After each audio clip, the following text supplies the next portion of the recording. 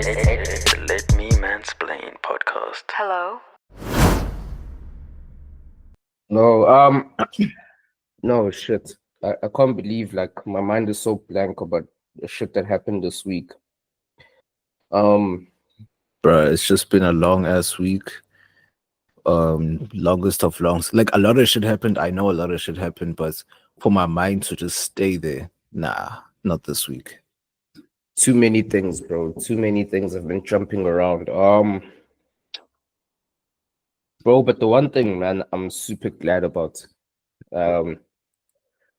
Without saying too much about the nigga, man, like one of my niggas was just talking to me. He actually listens to the pod. Shouts to you, big man. He was just telling me about like niggas going through the baby mama drama shit, and it is like the worst shit ever. Like when you think there's a bottom level, it actually gets worse. Like imagine now, obviously he knocked up this 100 years ago, bro. The kid is like what, 7, 8 years old. So this is a long thing, bro. And they've been apart for a long time, co-parenting. And the nigga says every time he gets a new hun and he's with a new hun, that's when she starts to get unbearable. Like it's either once he doesn't let him see his son, or he now calls him every second day to come do something, and it's like he has to get up at that time and go do it. Otherwise, shit gets fucked, because he'll be sitting with his hand. Say you're chilling now, and he'll call you to say such and such boys need school shoes for tomorrow. He needs this and that, and then the nigga needs to get up and do it then and come bring it. Because if he says I'll deposit, then that's when she gets super crazy. So it's like that lifestyle of living with a gun to your head because you impregnated the wrong chick just sounds fucking miserable, bro. Oh, it sounds miserable, bro. There's so much just petty shit that they do that's crazy. And unnecessary. Like, I don't know how many niggas have explained that and said, hey, bruh, just make sure you know who you're impregnating, because you can have a pain that'll follow you, or an annoyance that'll follow you for the rest of your life because you guys share a child. So now I've heard of that shit. Like, it's classic shit. It's nothing major. Like, once he speaks to other niggas that are going through that, they'll laugh about it, but like, laugh through the pain type shit. But yeah, no, that's classic shit that I've heard of.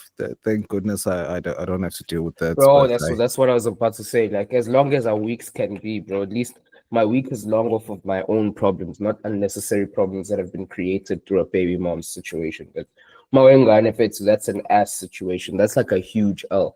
Like Omunya, man, Kabanga, bro, officing, he was telling me, obviously now it was years ago, but he was telling me how like he had his first kid in like the mid-80s, whatever, right? Damn.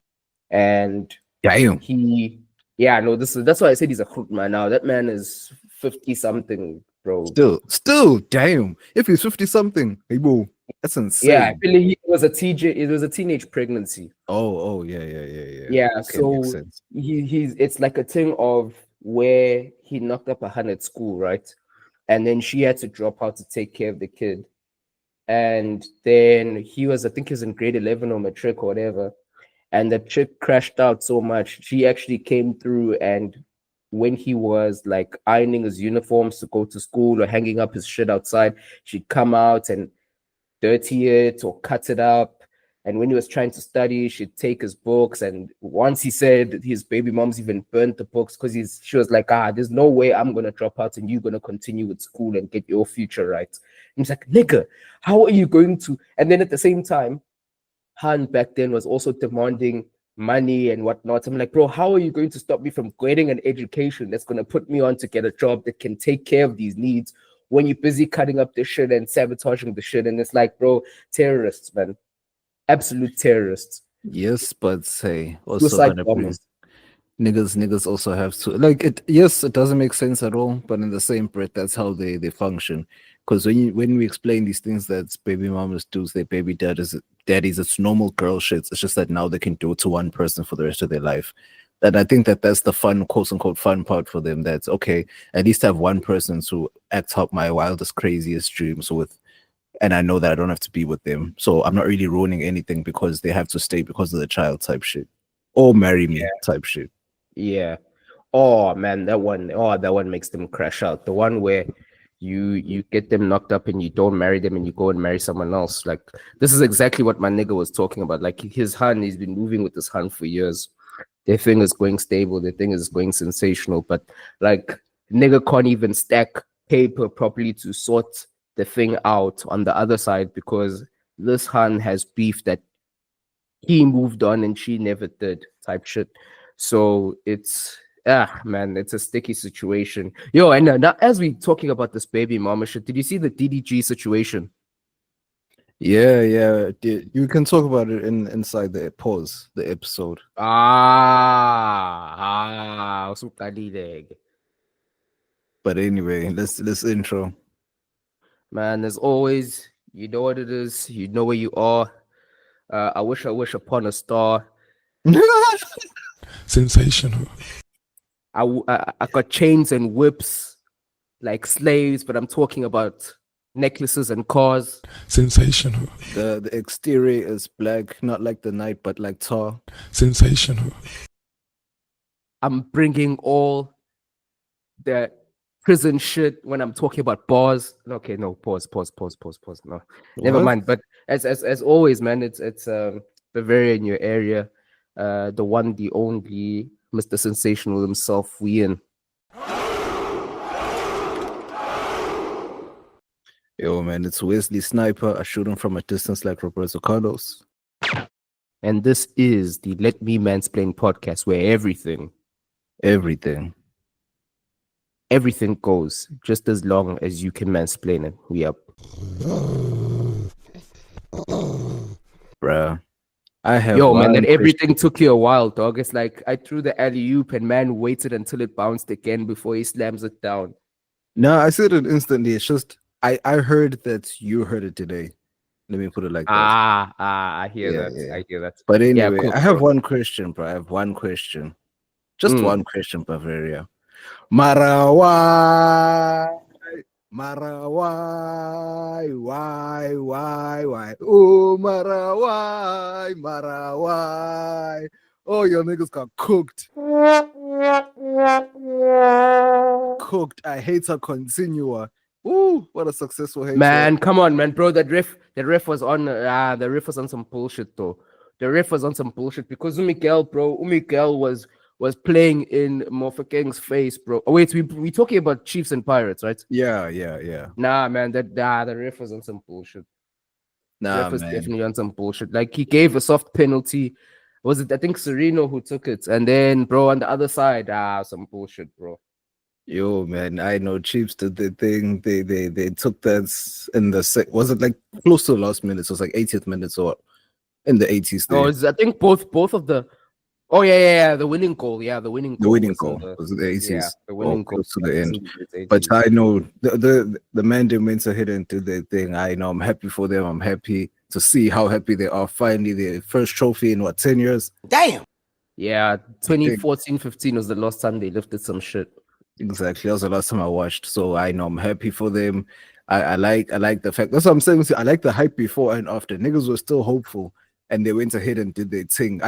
Like a bunch of niggas started. Yeah, this year is the year of the new winners. Crystal Palace went and spanked Man City. Ooh, bro, please can we not bunch it up? I still want to go. I know. I was just saying, Jay, like niggas are just winning. So I'm just saying I know. The Chiefs did their thing.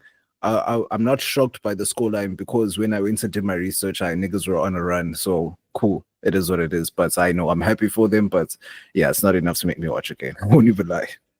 Bro, but shout outs from the Bucks side, man. Shout out to Evidence Mahopa. Man, I wasn't happy with Dion Hoto's performance. Like I know they're putting him at left back and the overlapping thing, and he's not really a left back, he's more of a makeshift, but wasn't happy about that. And then on the other side, man, Van Rooyen, I think they should have put him on a bit earlier in the game, but it is what it is, man. The niggas did what they could.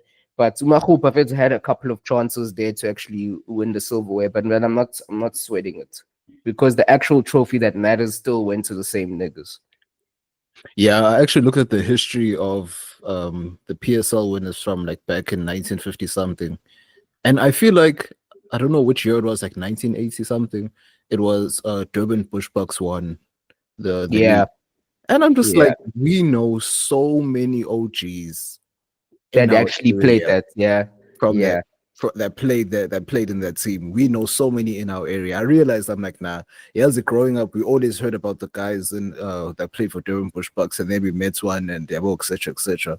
So then we're just like, I know there's too many legends that are just chilling because the club dissolved just for the sake of dissolving. Yo, man, like the state of South African football, like the stability of so many clubs, it's up and down, bro. Like Jomo Cosmos, up and down, bro. Like those, I don't even think those niggas are even in NFT. I don't even think those niggas exist.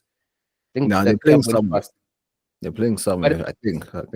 is it an official professional club? Is it ranked? Is it Let's check. in youth football? I'm We not can actually entirely check. sure. Let me see. All right, bro. We don't need to do that. This is Let Me Mansplain, bro. We don't need to fact check, bro. That's If you facts. believe us, it's your own problem. We're right no matter what. Isn't we mansplaining? You're- Sensational. Exactly.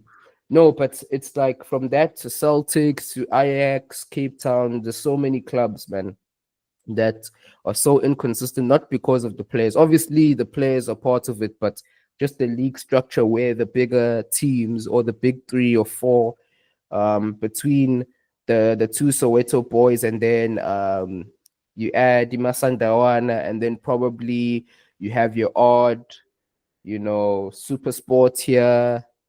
You had Celtics at the end that come in and out, and you'd have there was a time with Black Leopards. Remember Black Leopards? Black Leopards at some point was cooking. Morocco Yeah. Swallows at some point was cooking. There's been so Our many Swallows, teams, yeah, man. yeah. No, man, let me actually find that actual thing that has all the winners because I love looking at that historical shit. But Jomo Cosmos is in ABC, Motsepe League. So they play something. So it's not even NFT. And the thing is, bro, like when I saw that, it was like at the beginning it was Pirates and Chiefs, and then Masandawana came in somewhere around the 70s, and then in the early 2000s they started doing a clean sweep. Bruh. But no, like Started now doing a clean sweep. now with Sundowns, like it's just unbearable. Because I was just looking at the history. I'm like, okay, people came close to 3 peats and got stopped, and then these niggas are they're looking at eight straight titles now. Yeah, on the trot. Bruh, insanity, and no one's coming close. But hopefully, No in the one's next coming year, close, bro.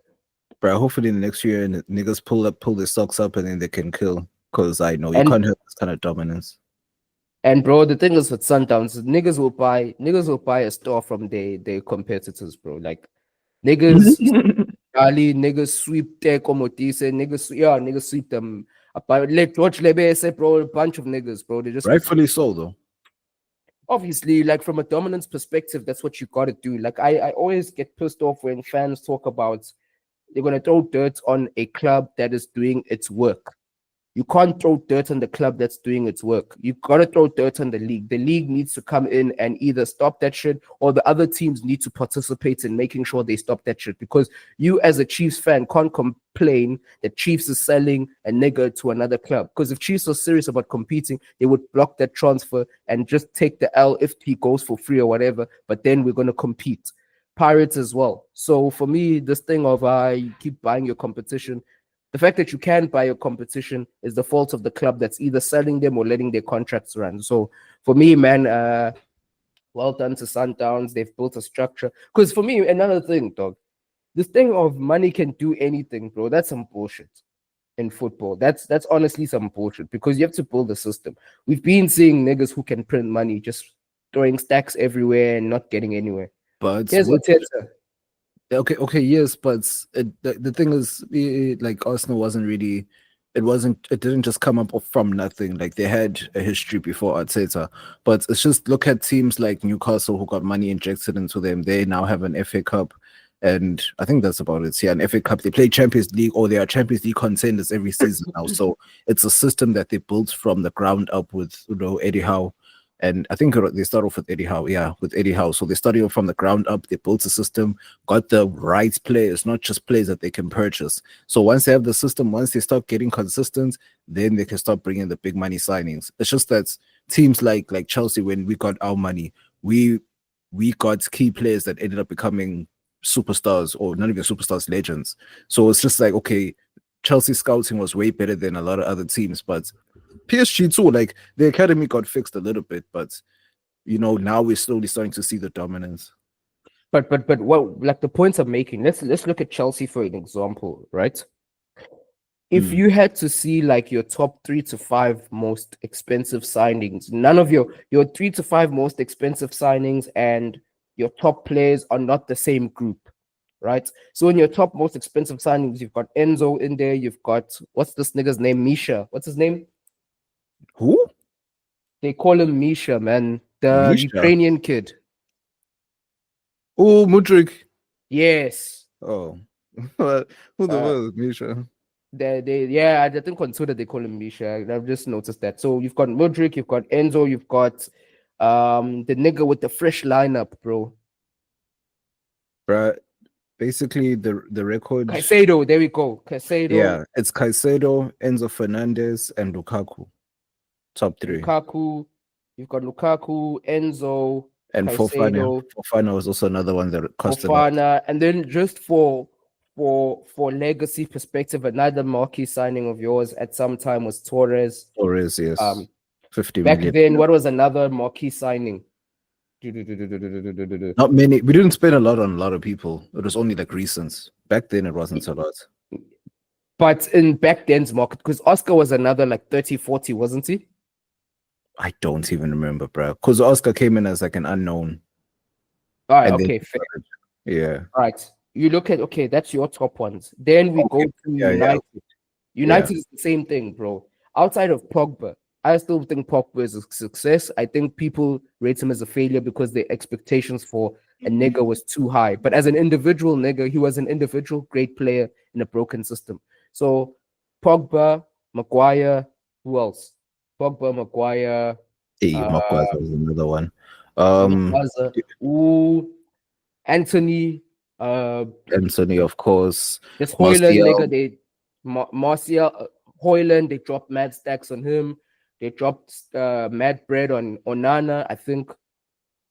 No. You niggas also dropped mad bread on Kepa, but we'll keep it moving. It was Kepa. We had a lot of niggas. Kepa. It was Morata. There was a lot of niggas. But okay, here, let me just round it up to bring it back to my point because I'm going on a tangent. Look at your best players. Drogba. Did you drop crazy bread on Drogba? Nope. For the time, it was an expensive transfer, but it wasn't like a breaking the bank crazy kind of thing. It wasn't crazy. Hazard. Did you drop mad bread on Hazard? I think we did, but it wasn't. It's not what it is now. No, it wasn't crazy though. Even back then, it wasn't crazy. It wasn't like a transfer record breaking shit. It was like it was a hefty transfer, but nothing crazy. Like in equivalent terms now, it would be like a 50, 60 million, 65 million transfer. It's not 100 plus back then, even if you adjusted for inflation. Oscar, again, it was a hefty one, but it wasn't crazy. You look at, okay, obviously Terry was internal. Lampard, you caught him early from West Ham. Maluda, all these niggas, man, who went on to be your best players. You didn't drop crazy bread. You know what I'm saying? If you notice, even for United, bro, most of their greatest players, no crazy bread was dropped. Actually, the only one was Ferdinand, who was the record at the time. Yeah, Ferdinand. I think also this guy, man. No. They didn't. They caught Nani early as well. All them, man, they caught them early. Even Evra from Marseille, they caught him early. Most of these niggas, they caught them early. Like the crazy bread only started when United was in the red and they were trying to catch up with marquee signings. Yeah, because their youth couldn't produce anymore. And this seems like the fact across the board. There's more, like the only niggas who went for crazy bread and succeeded, there's a handful. When you look at even City, bro, the niggas that they drop crazy bread for, outside of Haaland is the only nigga where they've been quite Grealish. Grealish, no, that's and he's one of the highest paid players in the Premier League, period. There we go. Crazy bread was dropped. Nigga didn't amount to much. And this is all for me to go back to the point that I was making, that money doesn't mean that you're gonna be good. Just because you know how to throw bread, you need to have a system and you need to put things together. PSG threw crazy bread. Niggas did 500, almost a billy on like 2-3 players. Like they dropped crazy bread for Messi. Obviously, they didn't give it to the club, but on signing bonuses, crazy bread. Neymar, crazy bread. Mbappe, crazy bread. bread was thrown everywhere with those niggas, but what did they get out of those guys? Not much that they weren't already doing. So now the fact that they're in the final with a lot of people who they picked up here and there and put squad cohesion together, it shows that just dropping stacks doesn't fix necessarily everything. Yeah, but it can help a lot though. Like it can guide you in the right direction, of course. Can definitely guide in the right direction, especially for certain clubs. City use their money very well. As much as niggas, I think that they broke more rules than they did spend on players. You know, like they just found a lot of loopholes, so they use their money well. But I know those niggas knew how to scout properly who they needed. Ebonje, even now recently, I think was it the final where Mamouche missed the penalty? The pen, yeah. Like, since when did Haaland not take a penalty? What's going on, bro? How do you get all the spread? $1 million a week fed to duck penalties? No ways, bro. If it's a cup final and it's crucial, and you have your number 9 there who's one of the best in the world, I don't understand, and he can take penalties. I don't understand what's going on with Haaland. That's my problem. Like, no, I don't understand that either, bro. Even if Mamouche is fighting for the penalty, like you're the big dog here. I've got a treble, you don't. Sit down, little nigga. I'll think Shiley penalty. What's going on? This is my thing with Guardiola and finals. You're actually right. You're so right about Guardiola and finals, bro. It's crazy. But I can't necessarily blame that on Guardiola too much. I feel like that's one of those things where the players would have talked about it themselves. But man, that was a very weird thing to do. And I'm very happy. There was another successful hate watch. Obviously, I didn't hate watch it because I don't care about City enough to hate watch, but it was a great hate watch when I watched the highlights, because those niggas almost went 2 down, and then the second one was called back for offside. So that was sensational. Same, yeah. I just watched the highlights. So I didn't even know it was on until I saw people. Bro, that's so roasting. True. You see what I'm saying? I just saw people roasting. I was like, oh shit, there was an FA Cup final. I know shit. But now, well done to Crystal Palace. At least niggas won silverware title. That's sensational, and they did it before Arsenal, bro. I was about to say they have just as much as Arteta. It's crazy, man. That's not a serious club, man. That's not a serious club. But since we're here, my bad. Since we're here, fuck it. Another hate watch: Barcelona versus Real Madrid. Oh my gosh. As in Madrid, I don't know what's going on with Madrid. They always just go up 2-0, and you think all is good, all is fine. And then all of a sudden, here comes Barca, slap niggas up. Mbappe has scored so many useless hat tricks now. In important bro, you can't say that, bro. You can't say that. No. I'm saying that narrative. No. I'm saying in terms of the overall outcome, it's like, okay, yes, you just scored the hat trick, but you couldn't do anything about it because your defense let you down. So it becomes useless either way. I feel like it's one of those things where football culture, we always have clans, and we're gonna troll the next clan. Like for me, whether it's the World Cup final or this or whatever, you can't fault Mbappe, bro. Nigga did a hat trick, bro. What else for me, it's that's what I'm saying. We're trolling him. That's what I'm saying. We're trolling him. Yeah, we're gonna troll him because he's the big guy. Yeah, but we know when they win, he's the big guy. When they lose, he's also him. Vinny's fallen off. No, Vinny this season he's been doing something else. But that's why we're saying, we know that you're dope and we're glad that you did it. It's just that now we have to roast because you guys lost. And of course. They like speaking or they like talking either way, so it's just it's part and parcel of the game. We have to roast. Yeah, of course. But Vinny, I don't know what's going on. Damn, Donatello Fetu. Donatello's gonna have to hold that, bro. And that member suspects on top of that. So hey, allegedly. Oh yeah, didn't he have like a transformer? Yeah, that's what I'm saying. Like transformer. He had a Decepticon, bro. Allegedly. That's crazy. Like, and a low key, Jay. I'm just saying. I noticed, bro. Even the way he runs changed, bro. After Neymar left, when he was dating that transformer, he used to have a different stride, bro. His stride used to be bigger, but it got shorter. So I think the transformer, bro, got to it, bro. That man's finishing is lethal, though. That man's finishing is disgusting. Like I like the way he picks the spots. He makes his decision quite early. I like that. A lot of people don't actually do it until they like right in front of the keeper. Then they try to anticipate. Nah, he made his decision. He's gonna do it. And then I like the way who's this Barca keeper? Chesney. I like the way Chesney even read him the second time when he blocked him, because when Madrid are trying to come back, it's like, oh, okay, this guy, makes his decision early, and I'm gonna pick with him. So it's just like Mbappe also goes by movements of the goalkeeper, but it's quite early. But I just like the way that nigga just makes his decision and finishes, does his thing, doesn't overuse his pace. I feel like once niggas saw Theo Walcott lose his pace, or the quick winger stopped running up and down for 90 minutes.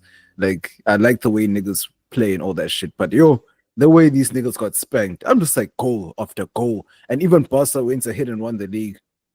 Happy Sensational. On their heads. On their on the head heads. tops. Exactly. It's on there, 50 for your head top. 50 for your head top.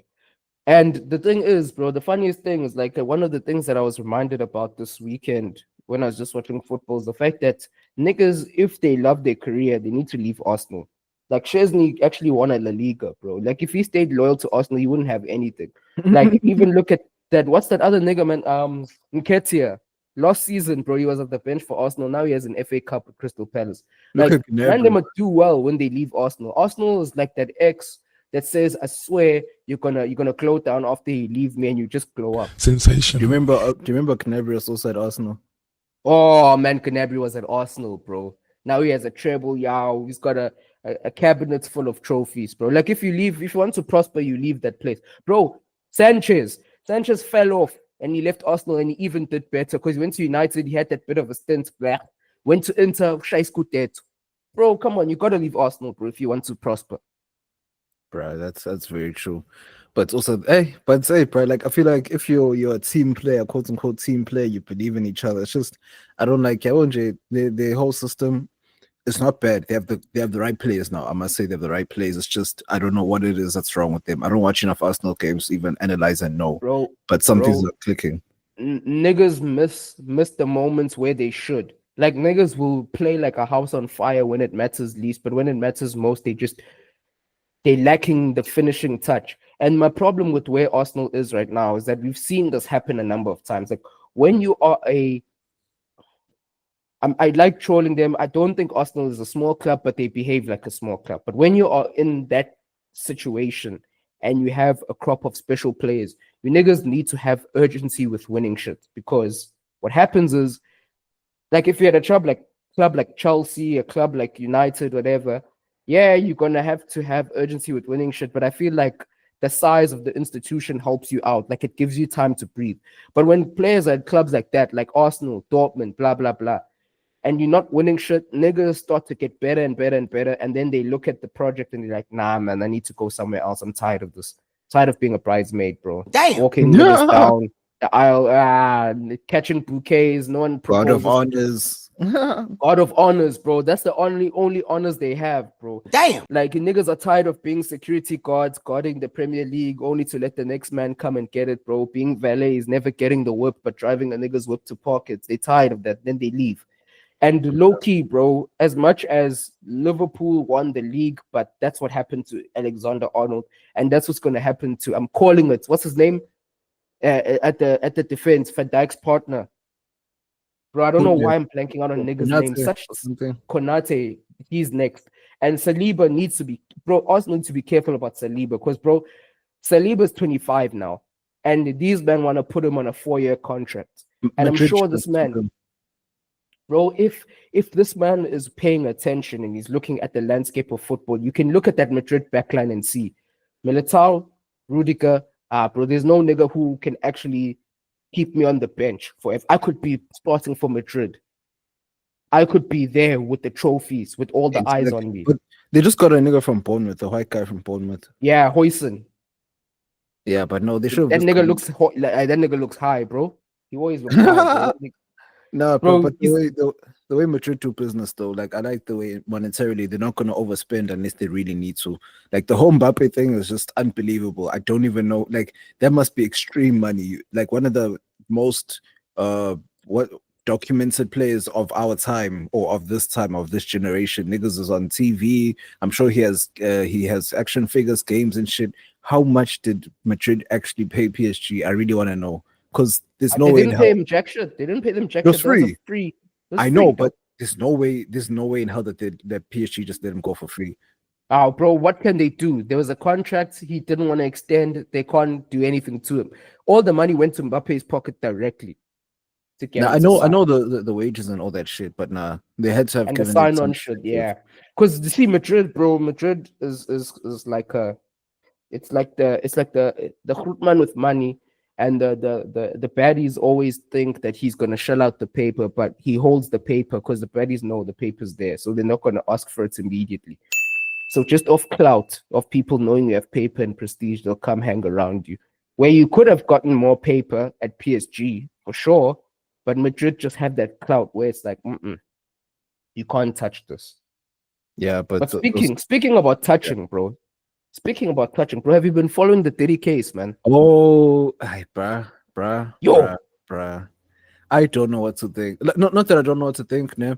I think yes. Okay, from what we've heard so far, it's only been the first week out of 8 weeks, or how many weeks it is. So I understand this information is still fresh, it's still early, it's still new.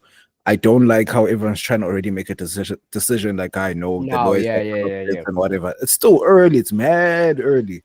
You see now, bruh, the thing that they're just releasing now is just some nasty shit, some freaky shit. But some more shit's Man, it's gonna get darker. it's gonna get though. You see, for me, it's we already know Diddy's a guilty nigga, bro. Like I feel it's one of those. It's gonna be that slippery slope where we know he's wrong, but we can't necessarily prove it that he's wrong on paper, type shit. Because I feel like the really heinous things he does, they link to other powerful players, so they're not gonna really pull that card. It's the same with Epstein's list. Like Epstein has been dead and busted for a long time. The list has been sitting somewhere for a long time. They won't tell you who's on the list. So The Diddy crazy has part, yeah. My bad. The crazy part is just like you arrest him and Ulo Ghislaine Maxwell for that, but no one else has been arrested. So why is she still in jail? Like why is she still being held if you guys are not making additional arrests for the syndicates of yours? You see what Like, I'm saying, bro? it So makes no it's sense. one of those ones. It's one of those ones where there's an agenda at play, and we're not privy to all the information that this agenda is playing out. Nah, man, it's insanity. But no, I know Diddy's case. Yeah, but when they said he was with the escorts, and then he told Cassie to like jerk off the escorts or whatever, and then she must rub the escorts cum on his nipples. It's insane, bro. He said he was gay. So what? Bro, that's a nigga that needs to be in prison, bro. That's And insanity. then the fact that Cassie aye. said that she couldn't even drink water properly and antibiotics wouldn't work because she was drinking piss. And then Diddy would have niggas come over to fuck her bro, come on, man. Aye, We the already man- know Diddy's guilty, ne? We The already man was know too Diddy's freaked guilty. out. Yeah, we already know he's guilty, but Let's put that to one side. But the bro, the way what's the Cassie charge was so about? down though. Of Aye. course. Remember, like, they were saying, I know they had the texts and stuff. They were saying, I want to freak off so bad. So nah, she was also down with it. Bro, but the one that really made me lose my top was the fact that Cassie's husband, the now husband, was there at the freak offs recording her. So that nigga was also a cuck. So he was watching Diddy pee on the shorty and rub cum on the nipples and everything. And that nigga was scouting talent. He was at No, the freak man. off. Bro, he was recording, bro. He worked for Diddy. He was a cameraman. That's insanity. That is insane shit. This is, bro, all these niggas are nasty, man. All these niggas are nasty and they need to go behind closed doors, because what do you mean you're watching shorty get peed on, pooped on, do all this kind of weird shit, and you're like, that's my future wife. Bruh, in that situation, birds of a feather flock together. So if he's watching a cuck do his thing, then he's also a cuck. So this is not surprising in hindsight, honestly. Low key, bro. I think this nigga is a plumber, bro, because he loves fixing parties and toilets. I know, bro. Like, you see, hey, but someone has to do it. Here's my thing in life. Like, a lot of niggas are saying, like, I know the husband must be flinching. Someone has to do it. Someone has to do it, bro. Someone has to do it. Someone has to. The Lord gives the toughest battles to the strongest soldiers, man. You calling the nigga called strongest soldiers insane. But you know what? From a hate watch perspective, Ryan Leslie must be doing Dougie's, bro, the way he is. Dodge the bullets. Bro. He chowed early and left. No, he didn't chow early. Diddy took Cassie from him, but like he's got his beat chick moment. His Michael B. Jordan moment. Yeah, he got his Michael B. Jordan. Oh, you were calling me corny, right? Got Michael B. Jordan, the director and the star of Creed 3. And, we know each other. We go way back all the way to Chad Science in Newark, okay? The corny kid, right? No, I did not say that. Misquoted for sure. Oh, I was corny. Bro, there's nothing cornier than. Man, it's not that Ryan Leslie has that. It's just, bro, it's just now, especially with how deep that thing runs. It's just, well, thank God that didn't happen or thank God I that was you there. left. You know what I'm saying? Yeah. Like, okay, when he came for you, thank God you went with him, type thing. And that nigga's flourishing. He's in the music business, but he's more on the producer side. He's making his paper. He doesn't need to be in the limelight. Doesn't need to be with all the weird shit. I watched a young short documentary, right?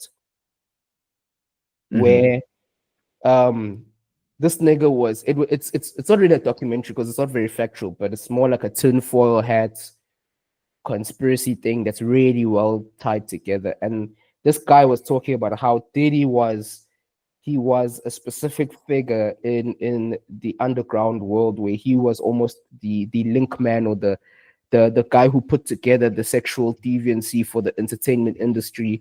And ever since Diddy got busted, this Mike Rubin guy, allegedly, no, actually not allegedly, this Mike Rubin nigga's been doing the all-white parties, because the all-white Diddy parties, there was a Diddy thing throughout the early 2000s, throughout the 2010s, and then Diddy gets busted, this Mike Rubin nigga starts doing that. And then, bro, I remember looking back in that footage, bro, and I remember, like, obviously we saw Lil Baby getting hugged from the back. Like, Lil Baby will have the hammer in his pocket when he's taking a picture with a 9-year-old girl, but he's gonna let old Jewish man hug him from the butt and grab his nuts and all of that weird shit. Well, technically he still has the hammer with him when they grab him from behind. Oh damn! If someone has the hammer on him. Nah, no. Oh, hey, that's nasty. Double barrel. Gay. They're doing elephants walk. You know that shit. The elephants walk. Hi. But what I'm saying is that Mbappe was also at one of those joints, man. And for me, it's like, yo, man, what's going on here? What's going on here? Nah, bro, but it just shows, yes. It just all boils down to there's people who just want him down and out, because in terms of him breaking the rules, it wasn't necessarily in public like that, where he broke the rules with the higher ups or whoever the case may be. But it's just that with this, it's not entirely shocking, and also there's also a gap for reasonable doubt for him to actually squirm out of that. Unlike Tory Lanez in jail, the way he's only in jail because of his stupidity. That's about it. If he just shut the fuck up and got his shit together, got his lawyers, yes, his lawyers did let him down, but then he didn't help his own case. But then if he had to just keep quiet, he wouldn't be in the situation. I don't think he would have even gotten 10 years. It would have been like about 5, maybe even 3, who knows, because he didn't kill anyone. So it's just like, and also there's no actual, apparently there is a video, but no one's seeing us. That's what I'm saying. So life has always been an episode of Power, and that case got Tory Lanez as an episode of Power. Because now recently, man got stabbed 14 times. And yeah, then I saw now, that, dog. Exactly. And then now Bodies are dancing on his grave online, by the way. Like that one, man, that social media thing is just stupid. Like, this is where I now have to turn on my brain and become umuntu who actually realizes what's online, like, because I'm usually offline type thing. But it's like when they celebrated for Kevin Samuels dying, that was just unnecessary. That was extremely unnecessary. Like, oh, okay, Nina, y'all don't, like, you'll have such, I don't know, there's something wrong with y'all on the inside that you're going to celebrate. And also the people that were celebrating double entendre. Something wrong with them on the inside. Something Kevin wrong with Samuels the was pussy. Yeah. Bro, and that was one of the most cringe moments ever, because that nigga felt like, hey man, I'm coming here with some fire, everyone's gonna laugh. And bro, Maul and everyone just looked at him like, bro. But honestly, I feel like that's one of them things where another nigga does it, they would have let it go. But because it was him, I feel like they had beef with that nigga, or they don't rate that nigga for some reason. Exactly. But at the same time, it's just I don't like the fact that they yes, like they're slow and everything, whatever, but they have some shit going on with them on the inside. But in the same breath, it's just mob mentality because the person that allegedly the person that stabbed him is in jail because he He's a shot and killed. homo. Yeah, he He's a shot and killed. He's a PDF file. He shot and killed his 13-year-old girlfriend type shit. Yep, So he's a chomo, bro. Like, and even from a prison perspective, because I know niggas don't take kindly to chomos. Like they call them chomos. Forgot what they call them here, but in prison he don't take kindly. So for me, it's always this funny thing of we always catch hypocrisy via beefs and what niggas stand on. Like you realize people don't really stand for anything because we're gonna beef for Tory for harming a woman, but then we're gonna applaud the nigga who shot his 13-year-old girlfriend. Even that sentence is insane. And then we're exactly. going to applaud him, and then we're going to send him cash apps because shorties were actually sending him paper. And what's the race that's doing it? Black. And this is the problem. And this is the Aish. problem. Like in all honesty, we would move on to other races if they also weren't playing the same game because you see the likes of Abu Shannon Shop getting caught up. So it's like we would jump ship if okay, I wouldn't. I won't even lie to you. I'm sorry. Like I don't want to meet your parents after 2 days. Like I don't want to play with a white chick. Also, it's like we are inheriting shit that has nothing to do with us. Because yes, our black women have problems, but it's just normal jolo problems. It's not like a widespread race problem outside of just the poverty Olympics and just wanting to get paid for doing shit. But outside of that, bro, I don't think there's much problems with our black women. I don't even think we have like a quote unquote black woman problem. I think it's just We don't. general bullshit of just general modern day hands and general modern day niggas problems. But I honestly feel like if you just look at black Americans, there's a cultural issue there. Because even the niggas are wilding out, bro. That TK Youngin got 80 years for shooting a nigga over like what? $80 back then. Bro, That's YNW $80. Melly killed his best friends. Yeah, all that shit. So they Then, have bro, their own. Yeah, those culturally niggas are they just crashing out over nothing, bro. exactly. Culturally they have their own problems over there. With us, No, big problems. we just have or crime and scammer problems as well as prostitution problems. But that's just about it. But I think our problem now that I'm seeing is that because so many South Africans, like black South Africans, are groupies of American culture. Granted, look, we here between two of us, I'm actually we saying nigga this, nigga that. American culture is permeated all other cultures, but the level at which we try to copy that shit, even from a living perspective, because speaking, listening to hip hop, whatever, many people do that, but trying to live that, baggy jeans, sagging your pants, all of that type of stuff, niggas are trying to do that now in Saudi. So My thing is that's it's always been around, like especially in the early, okay, maybe in the mid 2000s to late 2000s, where people were just calling each other manika and all that stuff, and niggas were battling and breakdancing. That's always existed. And crump, I want you crumping. I want you the crumping era in SA, bro. Like that shit always makes me cry. Like I laugh until I cry. It's crazy. But like I'm not bro, laughing niggas at were getting hands off of popping and locking, bro. Bruh, and it's like niggas did it at school. That's the crazy part. Like niggas are just crumping everywhere. That's my problem. Do you see that video? Music, bro. You see a video from 2020 when I think it was from 2020 when they were having the a nigga was protest. crumping in front of the police during a protest. Exactly. Yo, bruh. That was insane. And like, hey, bruh, you see, I think America is crazy. At least, you know, we have actual songs like Kaiser Chiefs, Mara, why?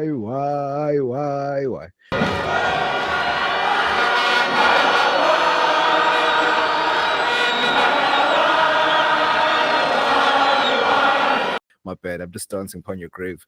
But I'm just saying, like, at least we have struggle songs. At least we have struggle songs to sing. I won't and my bad. No, Elon just crossed my mind as soon as I said struggle songs. Because him and Grok were doing a madness. Bro, did you see how Grok was malfunctioning though? Bro, I saw the screenshots of people taking it, and then like people were like, well, Grok, I didn't say anything about this. Even people from other countries like, Grok, I'm not from South Africa. Why are you telling me about this? And they still push the propaganda. I'm like, I won't Elon.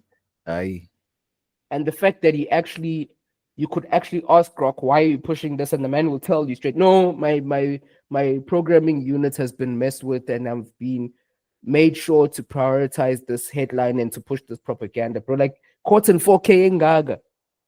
Bruh, they called the Afrikaners going to the US the Great Tsek. Sensational. Yeah, the great Tsek. Yeah, I saw that. Hilarious. There was another one that had Bry in it, but I forgot what it's called though. Yo, Bry, like niggas were roasting the shit out of them, rightfully so. But how many wins? Like 48. 48, 49, bro. And those niggas were hefty, bro. And what I Those are love, some hefty niggas, bro. I've never seen refugees bro. bruh, and also Refugees who are looking so plump. that's crazy. But also what I love about this whole thing is that the rest of the world are just like, hey, even Americans are just like, I. Because I even saw on social media, some Americans are like, bro, we're not South Africans. We will shoot you. Like if you play the racist shit here, we will shoot you. So yes, I understand that. There's also conspiracy theories going around about that. That's them trying to improve their situation when it comes to the white population, because that's why they changed the abortion laws and all of that shit, because they want the white population to grow. It's diminishing in the US and all that. So I get that, but I'm just like, all right, man. You see, it's just like, okay, no one's making any logical thoughts, and especially in the world and global politics, there's no such thing as logic. But no one's actually making the logical thoughts of, okay, if there is a quote unquote massacre, why is there only 48 people that left or that arrived? Or is there another plane that's coming through? What's going on? So it's just like, for the people that do believe it, and also this actually brings me to like a full circle thing where I'm realizing, we're now in an age where white people are trying to make black people look racist. Like they really, like, they're pushing it to the extent of oh no, you just want to be white or whatever. And anything that we do, they're trying to make it seem like we're the aggressors of racism, we're the creators of racism. So I see now how they've tried to wipe shit out in history, where they're like, oh no, it didn't happen, and this is what you're doing now. Then they all agree, and then they run with the same story. And this is why I'm glad that we, especially not we, but people online, are now pushing against the whole propaganda that people are saying and that Grok is pushing, even white South Africans. But then at the same time, it's just, okay, but our government is quiet. And what's going on? That fucks me up. That fucks me up. The fact that the government is mute on this, it fucks me up. I don't like that at all. I feel like they're like, well, if it doesn't impact our paper, let the narratives run. And I don't like that, because they have no sense of. And there was even an article about there being our defense system switching off. Like, it's just a mess. It's just a mess. Like, things are just nasty out here. And even just the general lack of foresight and forward thinking in terms of Elon Musk, because the white people pushing for Starlink, bro, you can see how Elon Musk is so willing to just change narratives and do all of this to further his own agenda. Why would you want Starlink? Something that's going to be an integral part of all our defense system, all of our digital infrastructure, to be in the hands of one man. Like I even saw, I believe it was Ukraine, where Starlink is installed, whereby him and Trump were putting a negotiation to Zelensky, and the man shut off all their systems if he didn't bend over to their whims, bro. Like, why would you want that? And this is where it's like, niggas propaganda is so ass. It's like niggas who die riding for the ANC. It's like you're riding for this propaganda so hard, you're gangbanging for this thing so hard, and it never comes back to benefit you in any way, shape, or form. Yeah, and it's now getting balanced, at least, where it's maybe 5 years ago in 2020, any sort of propaganda would fly. But then now everyone has pushbacks, or we just hear the headline and we start making jokes because we're not taking it seriously. Like, hey, come on now, guys. But it's like, hey, if people want to now move to the US and do their thing, that's cool. But it's just, it doesn't make sense as to, okay, did you vacate your homes, or your second and third cousins are now living there? So now you guys have your land here, and then you guys are going to go conquer over there. You know what I'm saying? So those are now my thoughts of like, okay, sure, we have our extended family, come chill here, because there's no such thing as, okay, you need to have proof that you're suffering. There's no such thing. And also, Bro, yeah, but my also bad. it's like I think, Yeah. oh no, go on, cook. No. I was saying, so I saw this tweet from this other white girl. She's like, well, why is it only white Afrikaners? Like, if white people are on such dangers, why are they only allowed to go? Like, and how do they know who's an Afrikaner or not? It's like, is there a point system, or how do they know which white people are in danger and which aren't? Like, and why why is it only Afrikaner people that are in danger? Is there a point system to show or to say, okay, Oh, if like you have why the these- English whites in South Africa not in danger either? Exactly. It's like, is there a point system? And this was a white chick saying that. It's like, I don't get it. I really don't get it. Like, why am I not in danger? Because I'm also white. So what's going on? So at least we know everyone's just questioning it out loud and trying to say, okay, we're not going to let the machine work against us, even though they're still going to push that shit. And yeah, the people that matter are gonna try and make that thing. But I really wonder what the end goal is. And bro, deep how dumb this whole thing is. This is why, for me, politics, we can't treat politics like football teams, man, because these are agendas that are being played with your livelihood, like how your life and the life of yourself, your family, and your businesses, your companies, your economy, how your lives pan out is based on the decisions you make when voting. So deep this thing, right? From a right-wing perspective, like when we think of the right-wing, white American, whatever, them niggas hate immigration, right? Because all the immigrants are taking the jobs, right? Yeah. Them niggas hate anything that's un-American because we want the American way, the American way, the American way, right? Mm-hmm. Them niggas are like, put American first, migrate America, ooh. But at the same time, that side of the island or that side of the world is encouraging Afrikaners to come there. Afrikaners don't love America. Afrikaners don't give a damn about America. Afrikaners just want their land and they don't even speak English, bro. They speak Afrikaans. Let's start there. Like, Americans like, no, speak American. They just America. So those niggas are nothing like you. They're just white. They must go That's to why. Texas. They must go to, but yeah, my bad. Continue. The second thing, bro, they America first. Why niggas throwing mad paper at Israel and that thing, dog? Right, Ukraine, even before they Bro. So my thing, when I deep that whole America thing is just white people writing for other white people. That's what I really think it is, man. That's all it is. That's what I'm saying. Racism is making a comeback and it's gaining legs and it's getting to dangerous places now. That's what I'm saying. See, these people are really trying to like make some white unity, some white power type shit. Like, okay, it's a global white power. Let's all use our resources together to now push black people out of whatever, or push people black people off of the ladder because now they're getting too far. Like niggas like saying, let's see, with all this shit, like they like there's a conspiracy that's Jay-Z him and Busby were working together so that they can clear him out of the puff shit or whatever, so that they don't question him any longer. And I'm just like, Yazzie, even so, if they really wants to get Jay-Z, they would get him too, because it's just like, okay, now it's time to clean up house. And it's just like, I wonder, like, what's the point? What's the end goal? Now, Trump and Jay, I just see he just doing it because he's now becoming Elon's ice boy. And it's kind of fucked up because he's more savvy than Elon. But then since Elon's richer than him, he doesn't mind. And that's the world of money fucks me up. I won't even lie to you.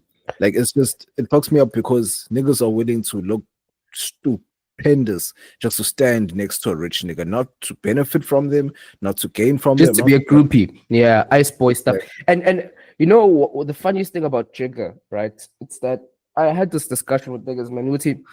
The problem with black people, when everyone else is getting more racially selective and they're working with their own people, we get more traitorous, man. We get more shiesty with our own. This is where we also need to be doubling down on our own, because yes, if you want to go quickly and you want to go fast, you go alone. If you want to go far, you go with others. Because the one thing that a lot of niggas don't understand, and don't understand this, is that you can really succeed and do some amazing stuff if you are the token black nigga, man. And what happens when you are the token black nigga is that you are always put to task to clear out other niggas from getting on. Facts. And the problem with that is that you'll do your job so well that they will no longer need you because you've cleared out all the other niggas. And when it's time for them to clear you out, you don't have backup. Exactly. So, and it's easier for you to get booted. Exactly. So when Jigga Man is on this, it's super funny because he was the one who was like light nigga, dark nigga, faux nigga, real nigga, rich nigga, poor nigga, house nigga, field nigga, steel nigga. He knew it, but like my thing is like, what is going on behind closed doors that is so innovative, that is so great, that makes niggas go against what they already know the end goal is? Like, not even their own. It's like, you know what's about to happen. So I'll even take it from this whole Illuminati, what, right? So if you are, say, for example, you're an atheist, right? You don't even believe the Bible or anything or any, like if you read Revelations, all these things, you don't believe none of these things exist. You don't believe none of these things are going to play out. So you're just going to go on about your life and you're going to live your life the way you're going to live it. And chances are, because you're not on God's side, you're probably going to go on the other side. Okay, you cooked. But if you had to join something like that and you're eating human beings and a winged beast comes out in the middle of the room and you see it with your own eyes and you walk home and you're like, bro, why would you double down on that? Because you know how this ends. It's like the same thing with what we're saying here. Is like, you know what they got. You know that these people just want you as a nigga to clear other niggas and keep other niggas in check.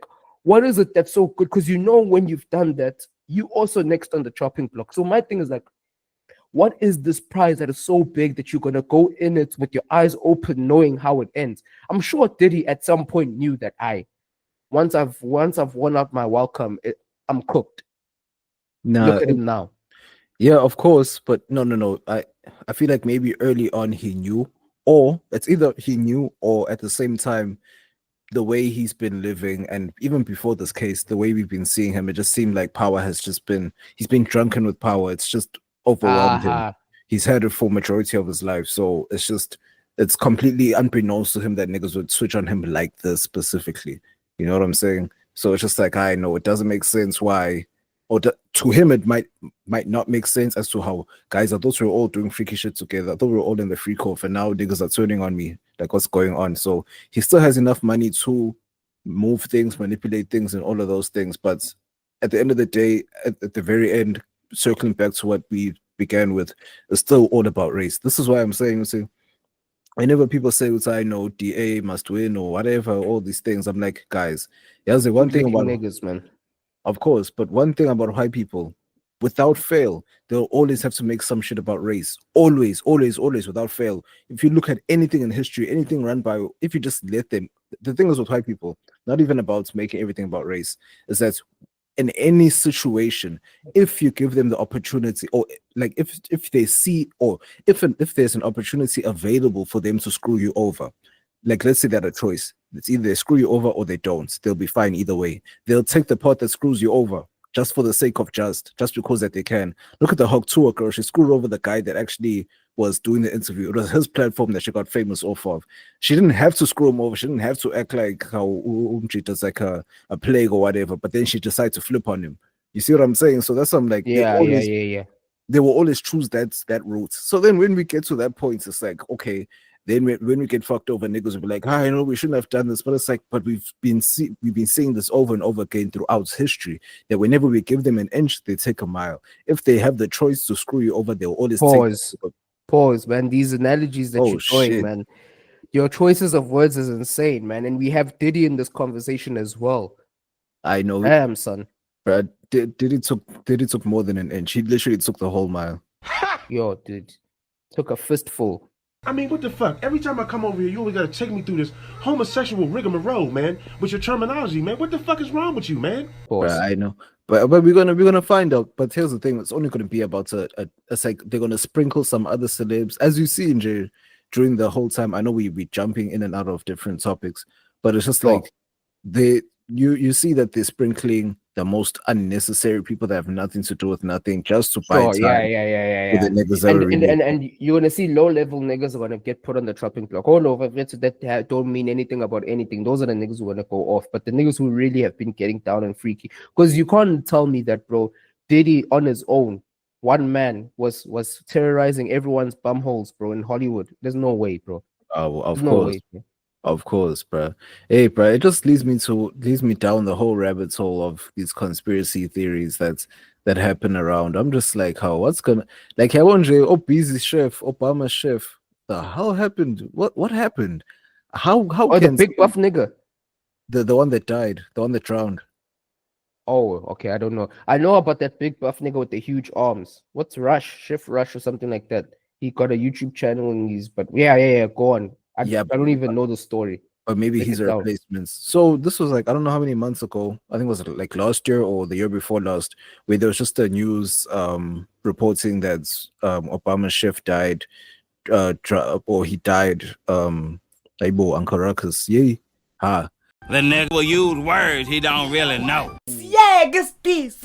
Ungangimizi mina la ekhulunywa khona isingisi, ungangisho kuthiwa ngabe uyapi. Manazi ukuthi niyokhuluma isingisi, ungangibizi ngoba angifuni ukuba lapho. Into engizoyenza ngizosukuma lapho ngisakhuluma isingisi nonke ngivele ngifake impama. Nonke neskim sakho. He died from drowning when he was swimming in the lake, but apparently he couldn't swim. So why is he swimming in the lake? And how did he, like, that's what I'm saying. There's so many things that didn't make sense. How did he drown? Oh, why was he swimming, number one? Because he couldn't swim. So out of everyone that would know that he can't swim, it's himself. So why was he there? Then suddenly he drowned in the lake. But then now there's the conspiracy theory that's all busy and he has this thing on the side. Because remember, I think this was like 3 years ago, where there was like an open letter written by some anonymous guy saying, you know, Obizi had like some relationship or whatever on the, like back in the day, and then things ended when he became serious about his political career. Allegedly, these are all alleged. So that's what I'm saying. See, like that's a crazy conspiracy theory because now they're trying to say, you know, the chef was a side thing, and then in order to keep him quiet, they had to allegedly. This is all alleged. Bro, this is the thing about conspiracy theories, man. It's like I want to say two things. First off, conspiracy theories, they have some like things where they overlap, but then they get too crazy. Because even the one where we like Michelle Obama's a man or whatever, that's crazy. That's too much. Yeah. That's too much. But then there's these ones where it's like it's a drop of truth and it's mildly believable. But at the same time, if Obizi was gay, why would they like stop that? Because the rainbow agenda is already in full force, bro. I feel like, yeah, most people are still kind of against that, but I don't think if they can push so many things, they can push like trans stuff, they can push all the stuff. Why couldn't they push that? Like, because would they really need to hide it like that? No, but because they can push it, but they don't have to be it. That's the thing. They don't want to be it, but they can push it. So, like, that's the thing about especially like with the American society, and we can say the Cabal or whatever. But those guys, they are not those. Okay, I won't say that they are not those things because they might be, but they will always definitely are, bro. Like, that's what I'm saying. Can't tell me, bro. Like Diddy and all them niggas, man. These niggas, man. They doing this as a pretend thing. Like they just come to your bumhole just for pretend. No. They ain't really about the game. They're doing this for the love of the game. They come to your bumhole like you just invited them, like you just opened it up and you saw them pause. Oh, you nasty. Yo. I when I'm treat of it. You crossing the border of it.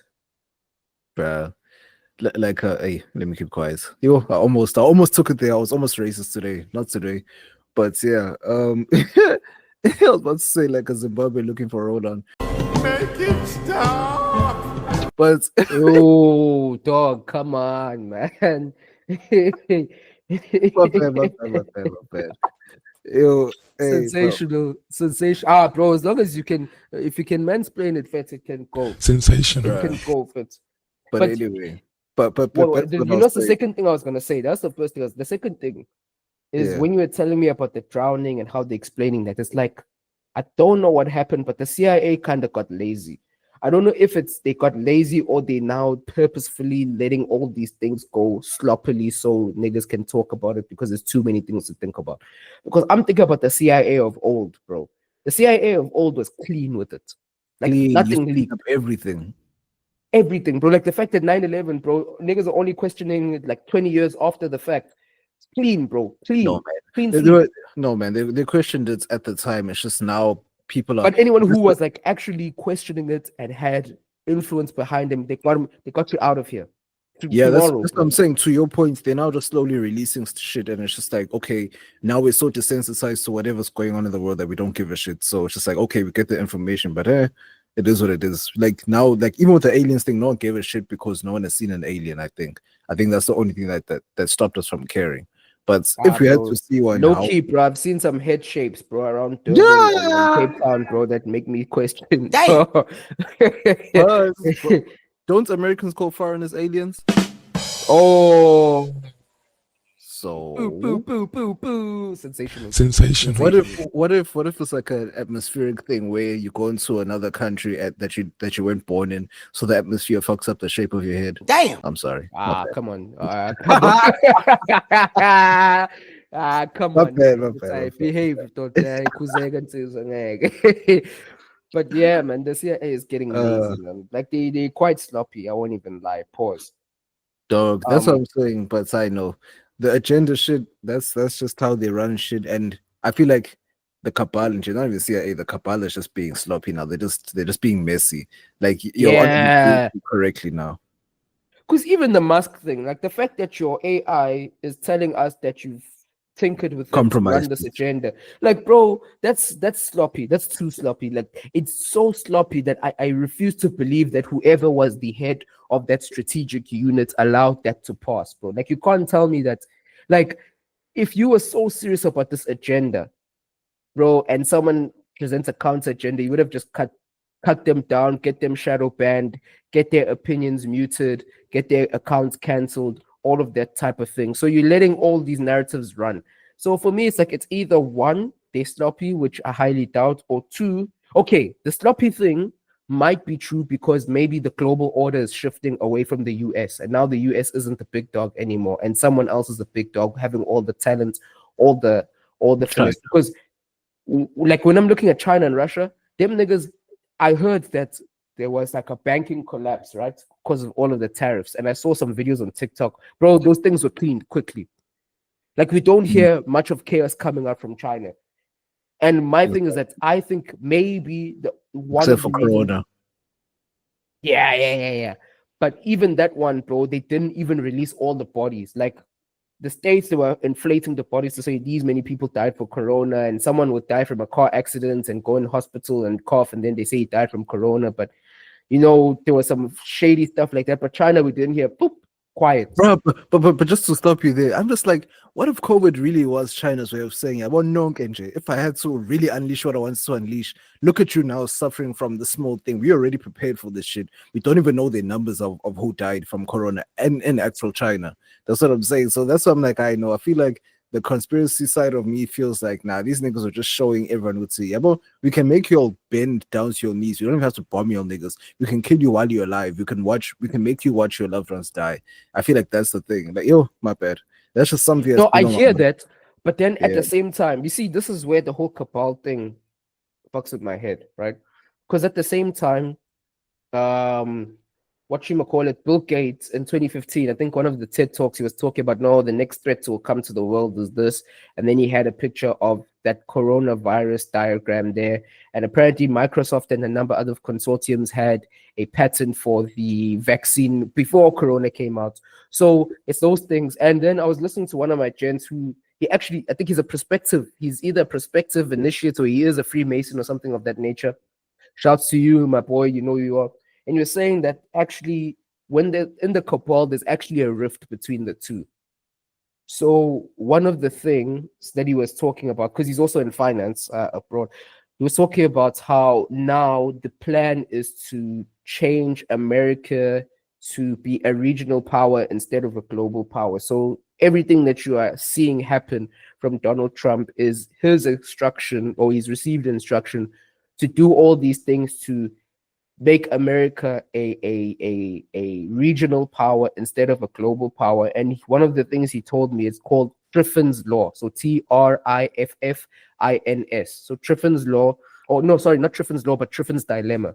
It's basically an economic term to say that any country or any economy that is a world reserve economy will always be in deficit, whether that's in trade or whether that's in monetary policy. So that means for you to be the world's reserve currency, it means most of your dollars need to be outside of America in the world circulating for you to keep that status, which also means that a lot of your local industries are going to die. Why? Because for you to get dollars out there, it means that people need to give you products. So you can't produce stuff and have most of your dollars trading within your economy and at the same time have most of your dollars out of the economy. They're either here in the US or they're out there.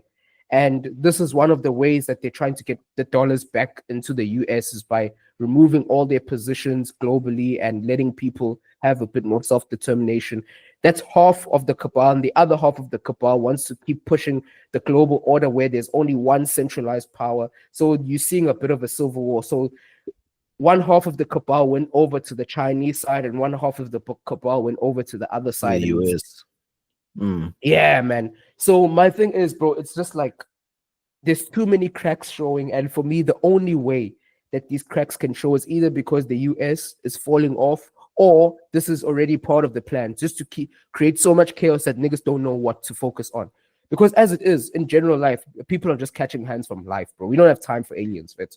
But that's the thing. It's like the effects from what's going on at the top are making us so occupied as to, okay, we need to now survive, compared to now us worrying about aliens. That's why we don't give a shit about aliens now. Maybe in the 2000s, where the economy was still booming for everyone in the world, then you'd be like, how, let's go deep into this. I actually spoke to another nigga, bruh. There was because you know how I work with global people. So this other member was going on and on about how they're building tunnels for child trafficking, and he's petitioning for it in the US. He's petitioning for it in the US, and he's willing to go there himself to crack the investigation and all that shit. I'm just sitting here thinking, I'm like, oh, hey, look at the superhero here. But at the same time, it's like, but bruh, these are like large as syndicates, and these are like heavily funded and heavily guarded.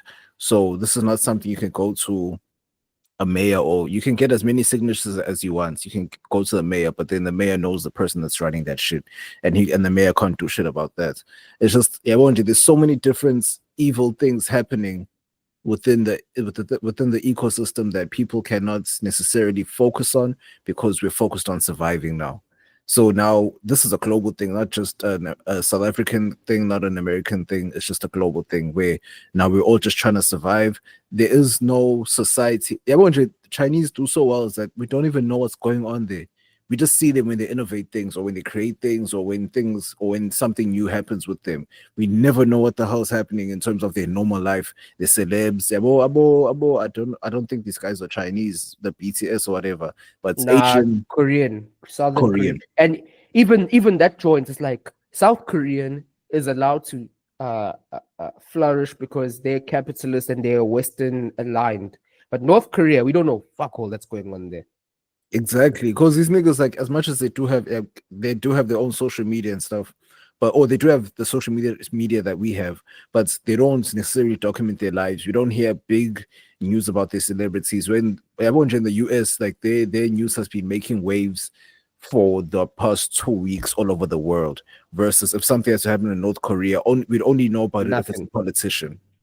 And funny enough, suddenly this Han, right, pops up, because this Han, I think it was last year, 2023, she was doing like a tour of podcasts. She was like on this North Korean, she escaped North Korea.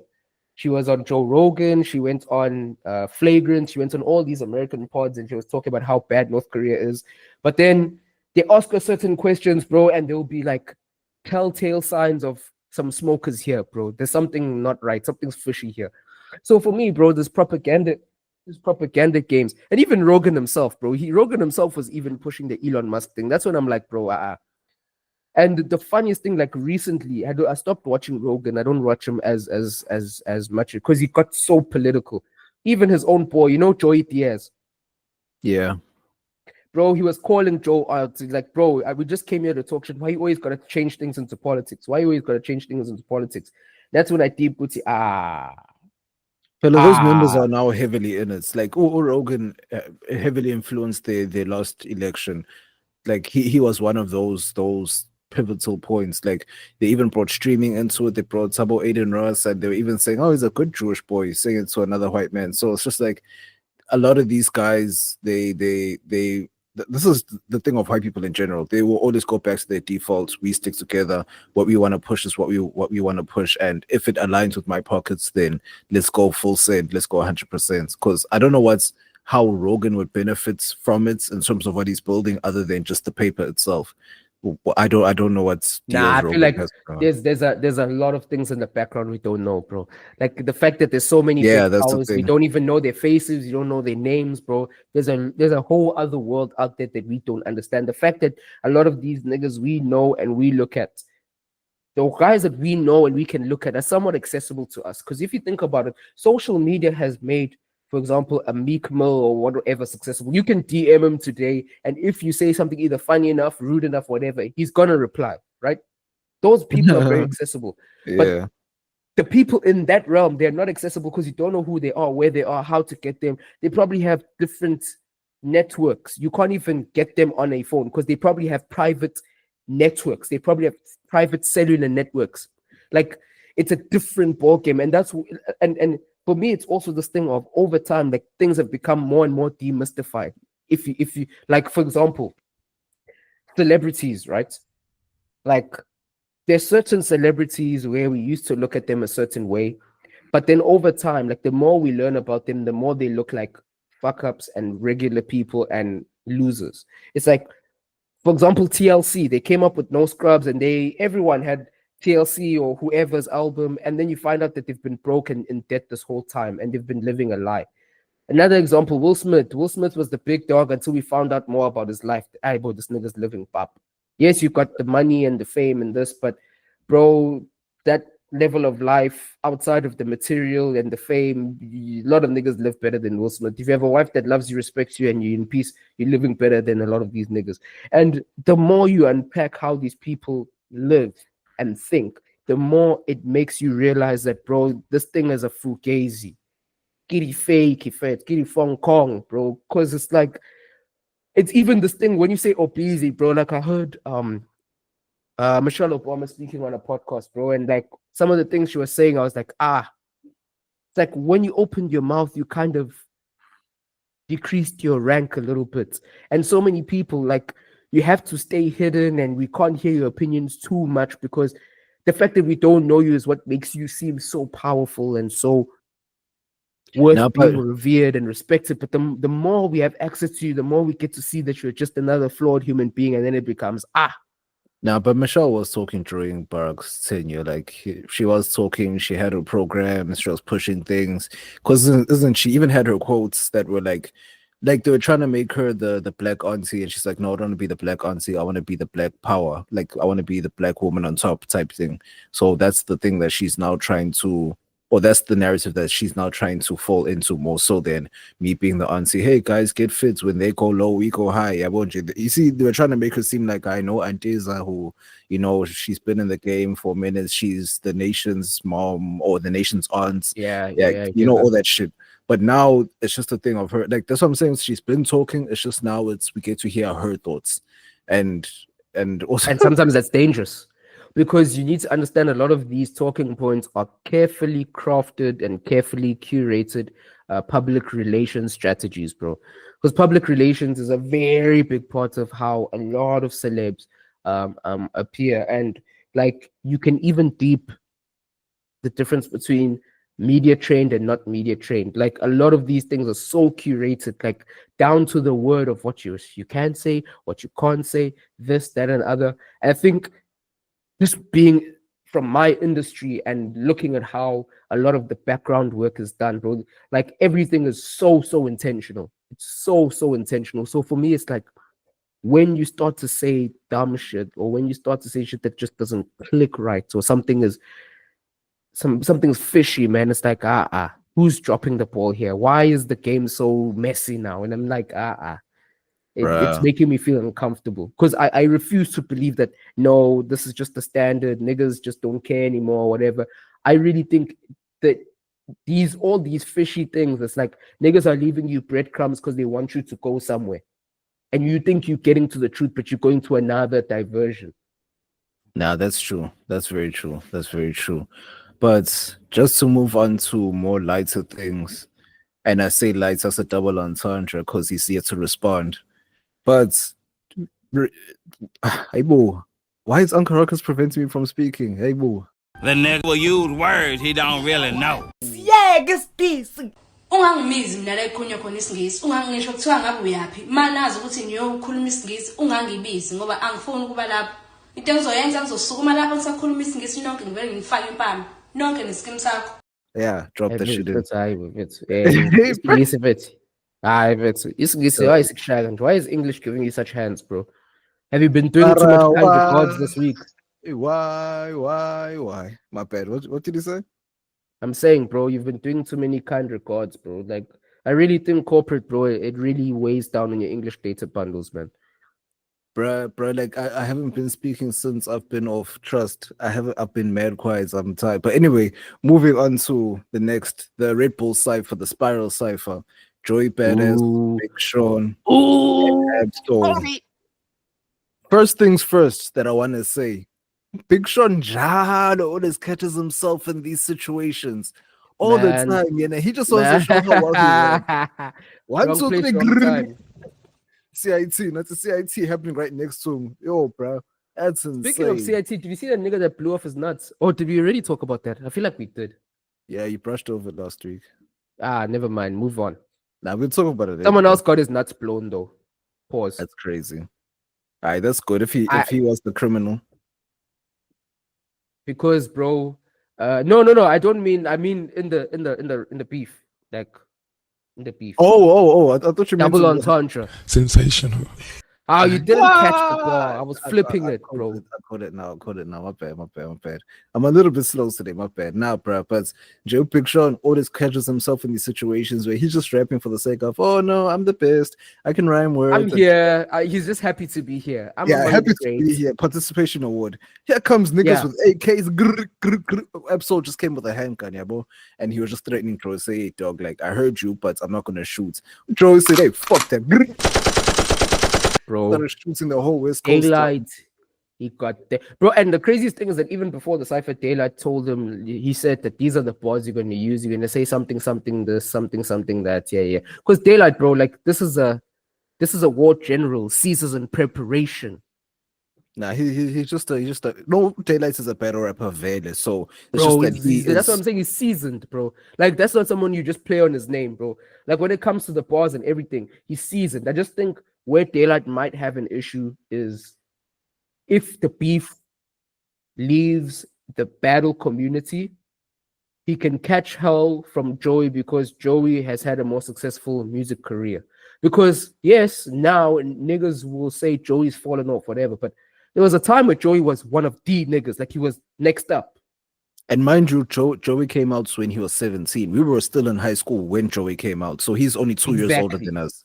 So he is part of the whole Kendrick Cole, maybe not Drake's era, but Kendrick Cole, Drake. Yeah, you can add him. He's like the latter parts because he came right before Travis Scott. Because everyone likes to add Travis Scott to that generation, but then they want to remove Joey just for the sake of he wasn't rapping like how everyone else was rapping. So, or not rapping, he wasn't rapping with the others that were like, yeah, well, he would only rap with a few of the others because he was too young at the time, and then he started pivoting to other things. But Joey always stayed true to the New York boom bap type of sound, because Facts. Even if you remember, what was it? His first album, was it Summer Nights? Wait. No. It wasn't Summer Nights. It was 1999. 1999 had Summer Nights on it. Wait. No. Summer Nights was a whole different mixtape. That one is my Bible. That one, that's 2014. I'm mixing things up. This was Summer a Nights while was ago, 2012. bro. Summer Nights was 2012. 1999 was 2012. Summer Nights was 2013. It was the EP afterwards. There we go. So 1999, that's the one with Waves. Bro, Summer Nights had so many joints. Okay, yes, 1999 had a track called Summer Nights on it. Oh, my bad. Yeah. And then it had, okay, so let me actually put it up, because this one I'll actually fact check, because we talk about real shit. So 1999 had Summer Nights on it. It had Waves. Amazing track. Fire. Hard Knock. Hard Knocks is my fucking bro. That's my joy. I keep trying to find. Oh shit! I even forgot. Oh, sometimes I just gotta light the spliff, but I just can't live my life like this. Oh, sometimes I'm trying to get a wife and kids, so I can't live my life like this. I want the gold chains and diamond rings, but I just can't live my life like this. I know that was real high school days. Hip hop, bro. Hey, bro. That nigga had me with the New York fitted and New York Afro comb, old school shit, bro. So Joey was one of those niggas, bro. Like Joey and Pro Era, bro. They were one of those niggas. And that was the time where crews were like the big thing. Like there was a time where niggas were either rapping Young Money with the truck fits and all of this, or they were on this side or that side. Like crews were a huge thing back then. So Joey was really one of those niggas at that time. Bro, and I like the fact that this was like fast forward a few years later, they did that collab tape with Flatbush Zombies. They did the strong. Bruh, he left hand, with my never with my left hand. All right, bruh, those niggas were, bro. All this, well, most of the songs of that joint was fire. But back to the whole beef. So in that cipher, the Spiral cipher, the Red Bull cipher, yeah, Big Sean went first. Wait, sorry, dog. Yeah. Yeah, we're gonna move on. But like to round up this point, because you went on a tangent. Going back to what I was saying about this, then we'll go back to the beef. Is that niggas like to play like Joey is a small fish, small fry. But if we look at Joey, and Joey's had a better career than Ab-Soul. Yes.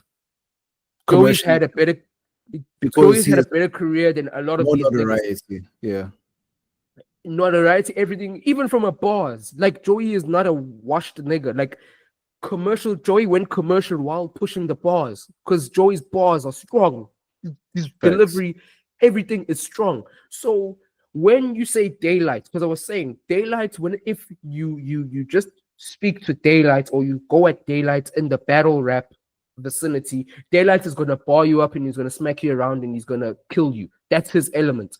But once you kind of take it outside of that to just the general hip hop environment, Daylight can get got because Daylight's slick with the bars, but he's not slick with the music. Yes. Putting a project together, and Joe can do that better than these niggas. I think obviously in that vicinity, Sean can probably speak to Joe because Sean did better than Joe. Yeah. Earlier on, but bar for bar, no. And this is why Joe is so dangerous to these West Coast niggas, because he can do what they can do, but he can also do what they can't do. Exactly, which is like, we're not saying that they can't rap. It's just right now what we've heard so far hasn't moved me to that extent. Let me just put it like that. It really hasn't. Like as much as it's clever lines. Where I was like crazy when they called Ice Spice the King of New York, and bro, that didn't kill me, bro. Ray Fitz, baby, is a damn cheater, Fitz. But yeah, just to bring it full circle again, it's just that cypher went on. Big Sean went first. Dope bars, like, it wasn't bad. Like, I've listened to it maybe 3 times now. Dope bars. Friendly fire, bro. Nothing was hit, bro. It's just no, that's fine. That's what I'm saying. It's a cypher Vader. Like, it's time to rap. So his rapping was fire. The double entendres, all that shit was fire. Then came Ab-Soul, was a little bit more better than Sean's in terms of like it wasn't better in terms of bars, but in terms of the whole situation that was going on, and then using that within the bars so that we can understand. So that's when the energy shifted when Ab-Soul came in. So maybe it was good for Big Sean to go first because he wasn't part of the shit. So yeah, while everyone's still listening, get your bars off, show niggas that you can rap. Then Ab-Soul comes in, shows niggas that you can rap, but then also lets Joey know that, hey dog, yeah, sure, I heard what you're saying, we all cool, but then I'm from this side either way, so I'm always gonna have to ride with the west side. I'm always have to ride with TDE. It is what it is. Sure. And then he gives a little jabs to Big Sean, but it's just all friendly. Cool. Yeah, no, literally when Joey started, like, hey, that was cute. Fuck that. And then he starts rapping. And it was like, okay, sure. Joey's on some time. He's like, hey, bro, okay, sure. I don't hate y'all niggas, but if it's time to rap, it's time to rap at the end of the day. Yeah. Because you can't just run around saying, okay, you defeated Drake. That means you defeated the whole of hip hop. No, you didn't. You defeated Drake, or Kendrick specifically. You defeated Drake. You didn't defeat hip hop. So now I'm coming here as someone from your generation on top of that and saying, yes, we may not be of the same stature today, but in terms of lyricism, we can go toe to toe. We can get the smoke, man. Yeah, we can get the smoke because, and you know what I like about Joey's thing. Side note, bro, that yo, you see Joey's jacket, bro, cold. Fire fit, cold fit, bro, cold fit. But and even like the delivery and the bars that he was killing niggas with, man. I like this battle, and I like this battle for a couple of reasons. Number one, this one is not going to be infested by stan culture. Yes, I think there's going to be like some residue, a little bit of residue, because you know, pro era on one side and then TDE on the other. I think niggas who just ride for Kendrick that hard might come through on that tip. That's one. I know it's, but it's actually quite literal because niggas are thick riders, bro. Because Joe even said niggas are serious dick riders. That's the bro. type So of dick licking I was talking about, bro. And that's what I'm saying, because Rayvan's response was what sounded like "Hey Now," it sounded like "It's Squabble Up," and it sounded like "TV Off," all meshed into one song. And then he was doing Kendrick's exactly. ad-libs. It's like, yes, the bars were there, but it's just, bro, be yourself. That's the thing that threw me off about that what's whole era song. Oh, era, yeah. It was. There was some nice bars in there. There was a nice bar, some catchy joints. But for me, that's one thing I like, that the stand culture is going to minimize a bit. Two, it's going to eliminate a lot of onlookers. Like casuals won't be invested in this battle because the bars are too heavy. Like you can't Academics do isn't that. even involved because he doesn't understand bars. Exactly. So this one is not going to devolve into a tea battle, like when we trying to release tea on niggas, or we're gonna go to the records like, oh, I outsold you, I streamed this wasn't released on DSP or whatever, or this and this and this and this. No one's gonna really care for that. Another reason why I really, really, really, really like this beef is that a lot of young niggas are gonna be out of the picture. And technically we are young niggas, but if you weren't at least in high school when Joey came up and you didn't see the beginning of this, because we have fresh memories, if you weren't at least high school age or you weren't at least of an age where you can understand hip hop and really take it in, Yes, you won't get this. Because when Control dropped, right, and this is one of the things that I didn't like about Kendrick. Control dropped, right? And he was sounding the siren to a lot of niggas, right? To say, I'm the king of this shit. Bro, a lot of niggas replied. I even remember bar for bar, word for word, Joey's Columinati Part 2. I remember it, bro. Like, okay, wait. I just forgot the opening bars. But if I get the opening bars, I can go for it bar for bar. And the man called out Kendrick. Right, even Colt did. I feel like niggas forgot. You know, say,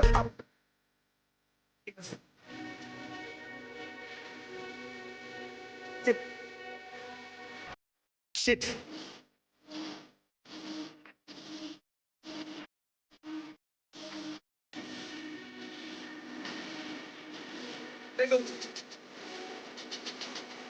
Sensational. I was home alone. Next thing I know, that long ass verse from the song called Control was on. The room got nearer. The tomb got clearer. The what they say? Next thing I know, the shit playing on your phone, girl. What is that? A ringtone? Shit, not you too. Man, the hype done got you too. Everybody and the mama gas. Even my mama asked what I'ma do. Decisions. In case this is war, then I load up on all ammunition. If a nigga want problems, my triggers on auto and make sure that nobody misses. And I'ma pack up your shit. Yeah, Bonje, everyone responded because there was a need to. But my thing, my biggest problem here is. That's where. Yeah. My set told me light you up, so this that propane. It's Nathan, all I gotta do is just spit a flame, no escaping. You in the swimming pool of champagne. You set yourself up for that one, man. The king in New York, ha, we ain't just gonna let that one hang. Last nigga got dethroned and you ain't from my zone. The rest of the real niggas is dead and gone. But fuck it, I'm Biggie, I'm L, I'm Pun. I'm Godson, I'm Pac, Guru, all in one. Sensational. It's Nathan, all I gotta do is just spit a flame, no escaping. You in the swimming pool of champagne. You set yourself up for that one, man. The king of New York. Ha! We ain't just gonna let that one hang. Nas nigga was dethroned and you ain't from the zone. The rest of them real niggas is dead and gone. But fuck it, I'm Biggie, I'm L, I'm Pun. I'm Godson, I'm Pac, Guru, all in one. I'm what they predicted before I come. In fact, I do it all for them. I'm getting the from the weak shit. Like, bro, the nigga said it back then, Gucci. The only swimming pools I know that you're diving in is maybe those ones of champagne. Like, when it comes to King of New York, what are you talking about? Like, so many niggas hit him back, and the man didn't say anything. He only came for Drake. All the niggas hit him back. He didn't reply. He only was looking for Drake's response. That's why I'm like, no, are you really for the game? Are you really for the game? No, he did say when they asked him, he's like, try harder. I'm just like, no, it's not because no one got you. It's just mainly the thing of it was a mission statement and it did what it needed to do. You weren't necessarily willing to go toe to toe with anyone. It was just for you to make an announcement. I get it was a PSA. Cool, I get that. Now fast forward to this like that wasn't a PSA. That was I want to come straight for your head. But the fact that he didn't respond to everyone on Control Well, it was only Drake when he went to the cipher. After that, the BET cipher, Tucker said back in his pajama clothes, etc., which Joey did reference. So nothing was the same since I dropped Control. And dropped that puzzle.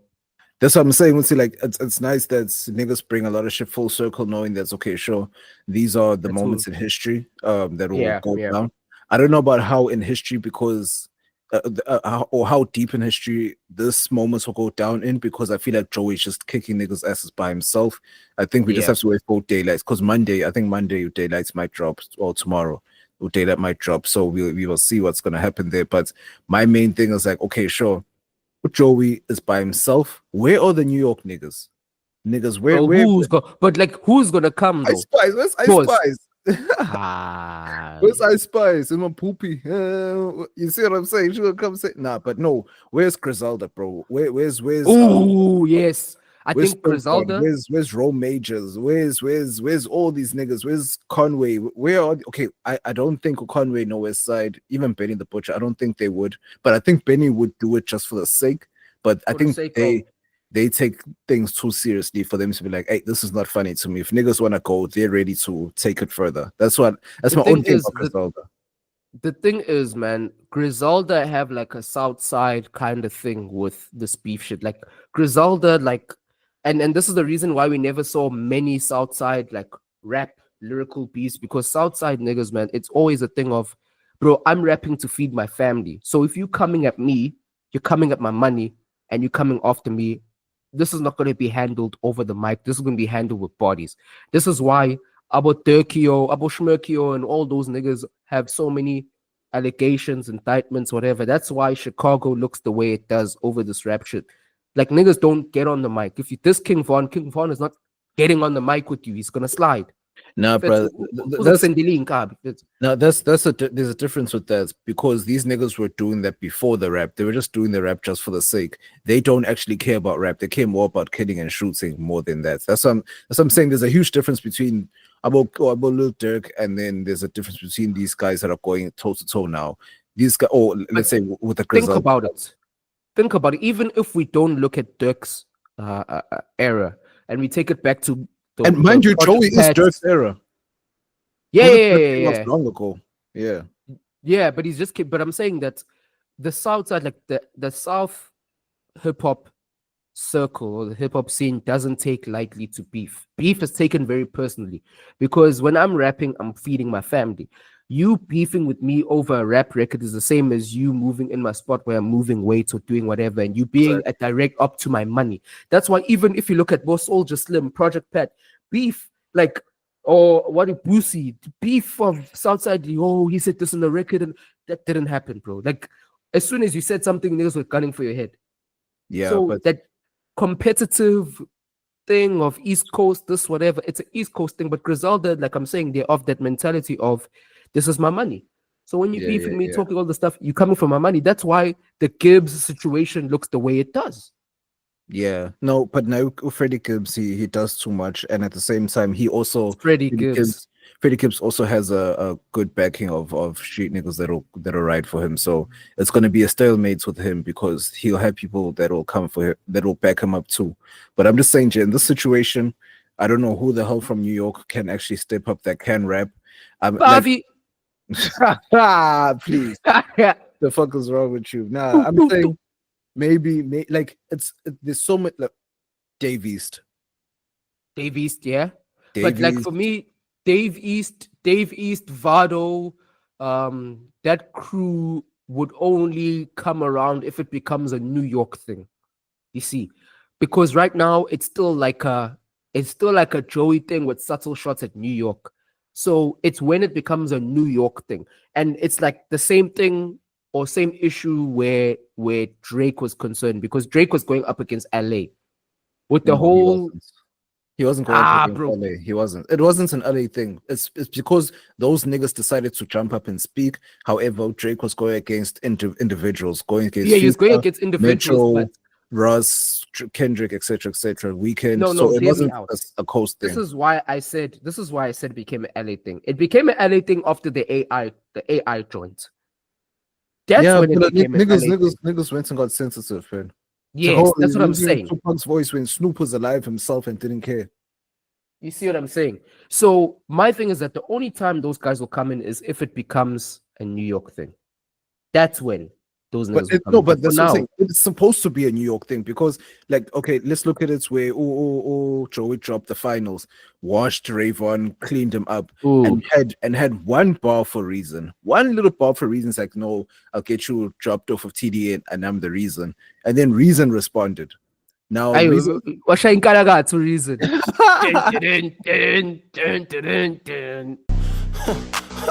Oh shit, niggas all bad. The best rapper in New York on a podcast. I button up this shirt and give out jaw taps. This ain't clout chasing, nigga, what you call that? This ain't about paper, nigga, what you call that? I bring it right to where a nigga law on that. We whack a nigga, better garden up a fall back. Bro, that thing killed me. Bro. Like, every time the moment that beat switch came, bro, I lost it, bro. I couldn't hold in the laughter, bro. Every time I listen to that freestyle, I keep thinking of that part and you saying that sounds like he in Canada. So I'm like, all right, bro. No, it's crazy. But no, it does sound like it. I don't even lie to you.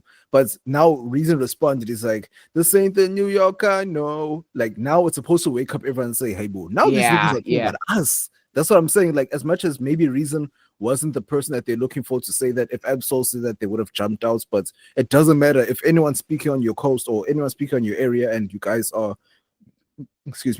those rappers and you claim that you can rap, then jump in the ring. But then niggas are like, I know, yes, Joey's handling it very well. The dead apple. That's what it was. The dead apple. The dead apple. Oh, you said the dead apple. The big apple is now the dead apple. Okay, yeah. Exactly. Yeah. No, I'm actually need to get active. Yeah. That's what I'm saying. What reason sparked the whole coast? Everyone was going toe to toe with each other. Yeah, I know. No, Dave East Mela Kuluma, because Dave East fitting a Timberlands is. I trust that nigga, bro. Yeah, but these niggas has Dave East ever been in like a rap beef? No, he's gonna come and say I'm Pablo, nigga. Rap. Yeah, what the nigga's gonna be like, I'm too gangster for this. You know, see Pablo doesn't get involved. I would love it, bro. Like he makes good music, but if he really wants to do what he needs to do or show niggas, yes, you are also 10 plus years in the game, but you're from the same era that Joe, or maybe right after Joey on top of that. Nah, he's after like. Dave really right after, like 2 years after. Around 2014, 2015. By then, Joey already had 3 out because that was before the cash. Yeah, before that's when Joey. Before the cash. So that was Joey's like 3rd album. Dave's Kairi. Okay, obviously like what's this joint before Kairi Chanel? East Mix 2. There's a lot of joints, man. Yeah, a lot of mixtapes in between. Yeah. So by then, that was probably Dave East's like debut album, but Dave East was like slightly later. Yeah, like 2-3 years later. But exactly. Bro, like Rayvon is brand new and he's jumping in, so it doesn't matter who jumps in. It's time to show. Yeah, Papa, very Rayvon. But it's like you're gonna defend like Hate Me Now. Said. There it is. Sorry to to interrupt. Hate Me Now was the one that he just dropped. The one where I started paying attention to him. I think that was around 2014. Hate Me Now, that mixtape with no Coachella for me and all of that. That's when he first started to drop, and then later on Kairi Chanel came, and then around 2015, 16 he started picking up. But sorry to interrupt you, dog. It irritates me when I know that what I'm talking about, I'd rather just forget it. I have to go look it up. No, it's cool, yo. But no, man, like in all honesty, like niggas like that, they can't jump in. Rayvon is brand new, still brand new. He was like, what's a product of 2020. But also Joey did say in it, and he did say what I know, like you're basically like, I can tell you're a lab created, you're a test tube baby in this rap shit, because you're just trying to sound exactly like Kendrick. You're copy and pasting. Basically all the new niggas from TDE are now trying to go off of what SZA and Kendrick built and Schoolboy Q and everyone that was J-Rock and everyone that was there. They're using J-Rock, Absol, Schoolboy Q, SZA. Yeah, exactly. They're using that spirit of TDE instead of using their own. Like in terms of, okay, sure, let me start putting out dope shit and then me become that. Yes, the Doechii situation is another Fitz Doechii is dope. I'm not gonna lie to you, that's what I'm saying. She's always been, but there's something the way they're pushing her, bro. Like that's my thing. There's something off because of yes, you guys are pushing her. We have no problem with you pushing her, but y'all are trying to make it seem like she's the greatest artist in the world when we, the public who are supposed to be listening to it, haven't decided that yet. And that's the problem. Exactly. That's the Like- only problem I have. It's like you guys are, and on top of that, you're trying to make her a rapper. It's like she can't even rap better than a half of, bro. Like, forget this with female MCs. If you want to be a rapper, rap better than Rhapsody, and none of y'all can do that shit. No one has called her out to name. Just a few months ago, she said, "Hey, bro, no one's gonna come toe to toe with me," and no one has said shit since then because no one can rap like her. She can kill niggas. So that's what I'm saying. They're pushing her like. That's what I'm saying. They're trying to push her like she's this lyrical miracle. Number one. Number two, I think her pop music is 10 times better than her rap. Her pop music it's like it sounds too easy for her, and that's why I understand why she's rapping. Because low key, I'm gonna say some controversial take. I actually like the Anxiety joint, and even the little cameo on Weekend's Timeless thing. I actually like that. I think those two pieces were pretty good. Okay, the Weekend thing I wasn't feeling, but I like her older stuff, the Persuasion shit. The one where she also got Scissor on the remix. I like that the one song from her album where the beats just sounded nasty, but then she was just talking too much hieroglyphic shit. You see, the fact that you called it that song on the album, you don't even know the track, bro. It's like you don't know what. And that album won that mixtape won a Grammy, mind you. That I can't even Alligator Bites Never Heal. It won a Grammy over Future and Metro. That's insanity to me. I'm sorry. You see, this is what I don't like. This I have no problem with you pushing someone and doing a little bit of PR for them, but then you push them to get them in our faces more is one thing, but you pushing them to get them in our faces and then tell us what we think about them. That's another thing altogether. Like, exactly. You're trying to tell us that was the best album of the year when no one even heard. Like, let's be honest, a majority of people didn't hear it. That's fine, and that's completely fine. But yes, you get more eyes and everything and whatnot. So for me, I'm not mad at Doechie's existence in general. I'm not mad because these chicks have been rapping, have been saying some dumb shit. Dust, bro. They've been rapping dust, bro. Rapping dust. And actually, the funniest thing was 50 even said, bro, this over-sexual thing is crazy because, like, yes, there was the candy shop and all of that, but even then, when niggas were talking about it, yeah, they could get explicit, but I feel like the most explicit rap nigga when it comes to sex shit was Wayne. Wayne would make songs about sucking pussy, bro. That nigga was explicit. The pussy monster. That guy was full as well. Pussy. You gotta feed me pussy. Nah, it was them. It was the whole New Orleans, like those guys. They were always applies, bro. Applies. Wow. Pussy, baby. I won't find out those guys. But that's the thing. Like back in the day, they did have those songs where it was either there was an explicit version and then there was a clean version. So then the explicit version would only exist, in the streets, and then the clean version was for TV and stuff. Because Abo Snoop and them always had like the dirtiest of songs and then cleaned it up for the radio.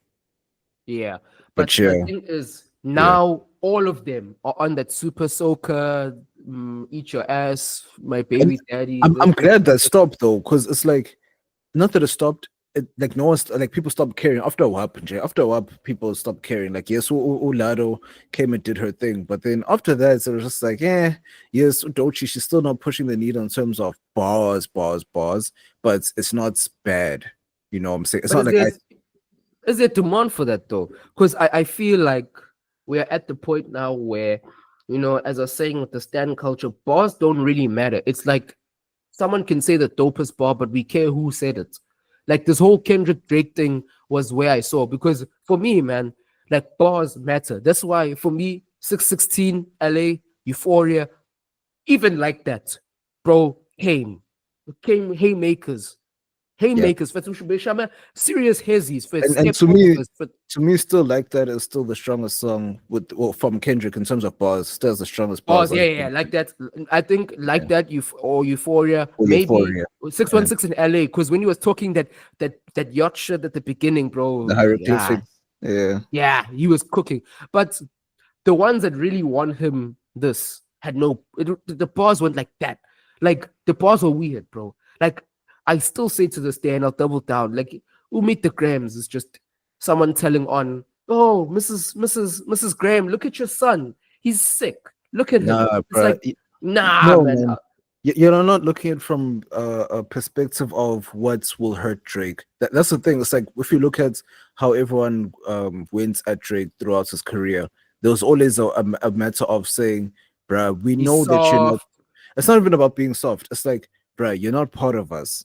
And the fact that we allowed you in is cool. And then there's people like Kendrick who have always stood 10 toes from the time that they had the issue. Like, oh, okay, since you want to be like this, then I know that you're not like this. Then I'm not gonna fuck with you from now till infinity. Then there's other niggas who just want to line their pockets, so they're like, okay, cool, it's fine. However, they still talk about him in the background. Like, I know he's just this whack ass nigga, and yeah, okay, sure, yeah, show music, but at the same time, it's like, this guy, the way he moves, etc., etc.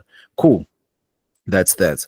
But in the same breath, it's like, okay, when it comes to the not even just the way that they came at him, it was never about his bars, of course not. It will never be about that. Yes, Kendrick tried that, but everyone's like, okay, relax. Like, Drake has good music. Like, let's not play that game. But it always came from a cultural thing because it's something that he validated all the time. That's why he always wants to be around Future, always wants to be around certain niggas. That's why I'm like, there was validity to what they were saying. It's just wait, my bad. Let me finish this off. Go. All right. Sure. There was validity to what they were saying, but with Meet the Grams, it was more so this song was for Drake and Drake specifically. Only Drake will hear exactly what Kendrick is trying to say. As much as he's saying all these things, because Mr. Morales always gonna try and be the morality, Mr. Ankarakis. The nigga will use words he don't really know. Ungangimizi mina la ekhulunywa khona isingisi, ungangisho kuthiwa ngabe uyaphi. Manazi ukuthi niyokhuluma isingisi, ungangibizi ngoba angifuni ukuba lapho. Into engizoyenza ngizosukuma lapho ngisakhuluma isingisi nonke ngivele ngifake impama. Nonke neskin sakho. Uncle Ruckus, bro. What are you saying? You always want to be that guy. Bruh, he always want to be the guy who pushes morality, and that's the part of Kendrick that I don't like, because it's like, bruh, but it is what it is. That's another story for another day. But it's just the thing is that song was so tailored to Drake, specifically in terms of the contents, number one. Number two, the bars were so deep, bruh. They were so deep. It was like a Mona Lisa. It's an ugly ass painting. Which ones? Okay, which ones? Like, bruh, which parts of it was deep for you? For me, piss on the leg, son. Like what? But in terms of principle, no one raps about principle anymore. And he's saying, even with that Adonis thing, the Adonis verse, that was all about principle. He's like, okay, sure, never let a man piss in your leg. What's this thing? You'll learn that your dad is a piece of shit. It's like, yes, he's trying to make it seem like, yes, I am attacking your father, or yes, I am a psychopath and I am talking to a child right now, but I also have that conscious in me where it's like, okay, I'm not blaming the child for being born, but then I'm telling him, even though I'm not supposed to say it to him, but I'm telling him that your father's a piece of shit. And also at the same time, it's like, your dad doesn't stand for shit. He has no backbone. The fact that he makes his money, it means that people will bow to him for the money and not for who he is as a person. It's just those type of things, but those were the bars that actually impressed me, though. But so he's gonna say that and then go to a song with Playboy Cardi, fit literal antichrist nigga who's a deadbeat, who's everything he's going against. No, but this has been going on. This watch the party die. We're bringing back the real street shit, the real rap shit, principles. This is how you be a real nigga. Then you're gonna go with the nigga who's a deadbeat, antichrist, drug sniffing nigga who's, bro, doesn't stand for anything, not anywhere on black issues. It's just a demon, dude. Like, no, for me, this is what I'm thinking about this nigga, man. That's what I'm saying. I don't like that morality nonsense. That's what I start off by saying. I don't like when he does that, because it's like, I am Cheetah. You're gonna go ahead and do whatever you want. So talking to us about principles and moralities and all that stuff, that's not gonna work. For me, it's just intricate bars that can be deep as fuck. That, bro, even when you're talking about his when he the fake Dosa verse, the things that he was saying there would still hit Drake, like will still hit home for Drake, because it's just, he was talking about how he's acting towards you, but it's cutting deep in terms of how he was treated as a child. That's what I'm saying. Y'all niggas are looking. I'm not hearing you, dog. I'm not hearing. Like, bro, look at this part. Wait, hold on, bro. Look at this part when he was talking about your father probably didn't claim him neither. History do repeats itself. Sometimes it don't need a reason. Most likely he did hear growing up, would say no, Baba Drake. He didn't actually want to be around Drake. That's why he was never around, or he never said he was going to be there when he wants to be there. That's for Drake specifically to feel. Now your fans are acting like, well, where's the bars? And that's me as a person who's listening to rap. In terms of rap, in terms of cadence and everything, he hit the mark. But in terms of the battle in general, it served its purpose, but it didn't fit more specifically. Okay, Okay, understand that I may have a bias issue. So what I'll do, what everything that you're saying about Meet the Grams, there's a version of that song that exists that was done perfectly, and that's called The Story of Adidon. You see what Push did there? Everything that you're saying, Kendrick tried to do, Push did it, and he succeeded, and it was crisp. It was delivered with punch. It was delivered with style. It was delivered with emphasis. That's why it went that far. The Meet the Grams thing, bro, it was just the man complaining about Drake to all his family members and doing it for effect. I think the strongest part of that is, one, the timing at which he dropped it. It fanned the flame of the smoke show of Family Matters. That's one. Two, the beats. Because one thing that Kendrick, I will always give him, thematics. The man knows how to set a theme. Like, his albums are all very thematic. He knows how to set a theme, and he knows how to make something almost cinematic, but in an audio format. So it's grim, it's dark. It just, when you heard it, it was just freaky, bro. It was just freaky, though. So I love that he beats. did that very well. I love that beats. Alchemist Makes sense. You cooked it very well. But when I'm talking about just the mechanics of what we are seeing, bro, as a rap fan, the mechanics of what was done there, bro, it wasn't anything heavy, bro. I would even go on a limb to say that is his weakest one. Just from a rap thing, it is his weakest one by far. And once that, like, all of these bars age really poorly for him, because even this thing of Drake culture, whatever, man, all the Atlanta niggas are standing 10 toes for the boy, because they're coming back like, oh, nigga, why are you talking on me? What are you talking about? We ride with this guy. Even they tried to drink champs, bro. Nori tried to stir the same thing up with Vibes Cartel. Even Vibes Cartel, veteran in the patois game, veteran in the reggae game, veteran in the Jamaican scene, in the when it comes to island sound, when it comes to that side of the world, he's one of the kings, bro. He's on the Mount Rushmore. He even says Drizzy. No, Drizzy stands for the culture. They even niggas like Popcorn, who tapped in with that island sound, that Caribbean sound. When there's even a clip during the beef where someone was playing Not Like Us and he's cussed the nigga out, like, no, we rock with OVO here. Like, for me, we keep saying these things of, man's a culture vulture, we don't accept him, this, that. There's so many clear examples where, like, Atlanta, where, like, Caribbean, where, like, even the UK, so many guys could say, no, Drake's a pussy, or he's whatever, but they clearly ride for him because the niggas put bread in their pockets and he's resurrected truly important cultural things to them.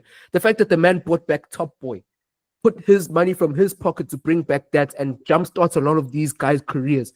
Bro, this is why I'm like, for me, everything that this guy says, like what Kendrick says, if we take out Meet the Grams, most of what he's saying lands. Meet the Grams put a blimp in him because that's where he showed his ass too much. He showed his intentions and his agenda too much. Like, the way he got so personal with it and contradicted himself over so many times. It's like, nigga, if you want this, you see, if you wanted to wag your finger, you have to be a guy that we see like that. And he's been trying to be. See, if Nas did that, it's different. Because that guy, he's stainless, bro. He's stainless. In the hip-hop game, when Nas speaks, niggas listen. We'll take it because he's got that level of a reputation. But now you trying to do that, like, going back to what May said, Betsu. Yeah. Little niggas have big homies. We're not your little niggas. You're not our big homie. Hey, they keep telling me, Mace, chill. No. Who's this nigga? We're not your little niggas. Like, for real. All that big homie stuff, that's for little niggas. Little niggas have big homies. We're not little niggas, so we don't even respect big homies. I know Killer doesn't, and for me, I never respected niggas in the streets. That's why I always got the problems I got. Niggas would tell me, Mace, chill. No, chill for what? Who is this nigga? That's how I feel listening to this, man. Like, I want to respect you, but I can't. No, but I feel when I hear this guy speaking like that. No. Like, I get that, but that's what I'm saying. See, that was my personal gripe with Kendrick always, because people who know me always have called me a Kendrick hater from back in 2012. Because I'm like, because back then niggas were saying he's the greatest rapper of all time. Like, no, relax, guys. No, man. Like, that's what I'm saying. See, I didn't like. He's one of them. He's one of them. I would say top 20 of all time for sure. Top 20 of all time. I'd say top 10. Top 10. Well, I'll Dot can get in the top 10. Come on. That's his top 10. Okay, yeah. In the second half of the 10, I feel. Because there's a lot of people that's we don't add that are like people like 3K that have shown over and over again that they're dope and that don't actually get the recognition. Volume is going to cook 3K in this argument though. But here's my it's not even that. It's not even volume, but the thing is 3K was volume. active. He doesn't have enough volume. Like consistency and volume, like you not gotta volume. be present in the game. Volume doesn't hit him. It's solo, like him by himself. He doesn't have enough solo shit. That's the thing.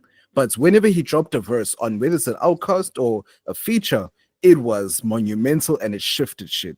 Not shifted in terms of the industry, but in terms of made all the hip hop heads listen again. Or not listen again, but made us perk up our ears. Every single time 3 Stacks dropped a verse, even recently now with this, the Kanye one, the Donda one, everyone stopped and listened. That's what I'm saying. So 3 Stacks, every single time, you can't take away the fact that every single time, especially back when he was active, when he dropped a verse and it was a hit for everyone to listen to for months. 3 Stacks always had those hits from back then. He had those hits for us. Because remember, they came out when 96. They came out way back when. And then they had hits early 2Ks. Then they had hits for us. Man's even jumped on the R&B song, The Real Her. And then just last week, I was listening to E16 guy, Rick Ross. 3 Stacks went absolutely insane. No one else can make a verse like that. That's what I'm saying. Every single time we hear 3 Stacks rapping, not the flutes, not the piano. Every time you hear him rapping, it's always fire. For me, always. But like that's my thing though. That's the volume chat though, bro. Because you see, the volume chat is important because the more volume you have, the more margin of error gets smaller. Because if you have like it's a Drizzy conversation with Kendrick. Like Kendrick has a lot of hits, but Drizzy has a lot of hits. He has a couple of misses, but the fact that he can put out all that volume and still have most of his volume be hits is even more respectable because it's like you keep putting out, and you keep hitting. Obviously, you're gonna because the more you bet and the more games you play, the more likelihood you can get some L's. But if you can keep playing, you play more games than niggas and you get more hits than niggas and you get more moments than niggas, that just builds up your thing. This is why, for me, like if you can talk about GOATs, Nas, for me, needs to be in the conversation because the guy has managed to stay relevant through multitudes of generations. Obviously, now he's not as heavy, but for him to drop a series, a three piece, and it went, bro, it went like 30 or something years into his career. That for me is some GOAT stuff. Jay-Z, the last time Jay-Z, Jigga Man dropped some serious heat was probably what? The one with Kanye. Yeah, if you like 444. Watch the Throne. I watched the Throne as a for me, Watch the Throne was the last time he dropped heat. 444 was okay to me. Sure, fair enough. But like 444 did something. It didn't do much. It did something. Yeah. But this is what I'm saying. It made niggas like, more vulnerable on albums. But anyway. Fair enough. But for me, like this is why 3 Stacks doesn't get that for me. Like he doesn't have enough volume. Like everything you said, I agree with you. With every time man's touched the mic, he does something. Something shifts in the atmosphere. But something shifts in an atmosphere for a couple of months and then it shifts back. But with niggas like Drake, they shift the atmosphere and then they keep shifting the atmosphere till they shift the culture. Like nigga keeps shifting things over months again and again and again and again. And then you'll say, now when we look at him now, we can say when he came in, things were like this. When he got out, it was like this. But with 3 Stacks, it's like you even forget, okay, what was the shift? Where did we go to and where did we end up? And then we reset. Okay, wait. Here's my arguments with 3 Stacks. It's not volume that's his problem. I said it's him being solo that's the problem, or not having enough. Yes, in terms of not having enough volume solo, but in terms of when he was in Outkast and he always had the verses that shifted shit. It's just that also on top of that, like I mentioned, they came out 96 and then the hits were mostly in the late 90s, early 2000s. 3 Stacks made it okay for niggas to sing and rap and no one batted an eye. And he won a Grammy Album of the Year off of that shit. That's what I'm saying. See, like 3 Stacks changed how niggas rapped. He was the only one, not the only one, but him and Abo Bone Thugs were singing and rapping. But 3 Stacks made it easier because his voice was more palatable. That's what I'm saying. He shifted the genre a long time ago, and I like the fact that you added Nas. Because for me, even if Nas didn't drop the 3 King's Diseases, I would still say Nas is like the blueprint of how you're supposed to rap in terms of the skill of rap, in terms of having a rap voice, cadence, bars, putting everything together. That's to me, that's what rap is. to me, Nas is rap. That's what I'm saying. Like, even if he didn't drop those three, it'll be fine. That's what I'm saying. Back in the early 2000s, Andre 3K is on a lot of songs from 96 up until now. It's just that him by himself, there isn't a lot. That's why niggas won't look at him like that. But when you go back to those verses, in terms of the songs, the hits that were there, and then like, hey, but then you can't cut off 3 Stacks because 3 Stacks went crazy. Even on Beyonce songs with 3 Stacks was going crazy, but then J. Cole tried to jump in and they're like, hey, bro, we like you, J. Cole, but the 3 Stacks version is better. Well, 3 Stacks has that thing, it's just niggas forgot because he stopped. That's pretty much it. And this is why 3 Stacks, as great as he is, will always have the asterisks for me, because like when we look at guys like Trigger Man, for an example, and 3 Stacks also, because 3 Stacks, there was never a time where 3 Stacks was the guy. We never had where 3 Stacks he was never Ballon solo. d'Or. That's the thing. He wasn't solo at the time, but he won the Ballon d'Or with Big Boy. That's the thing.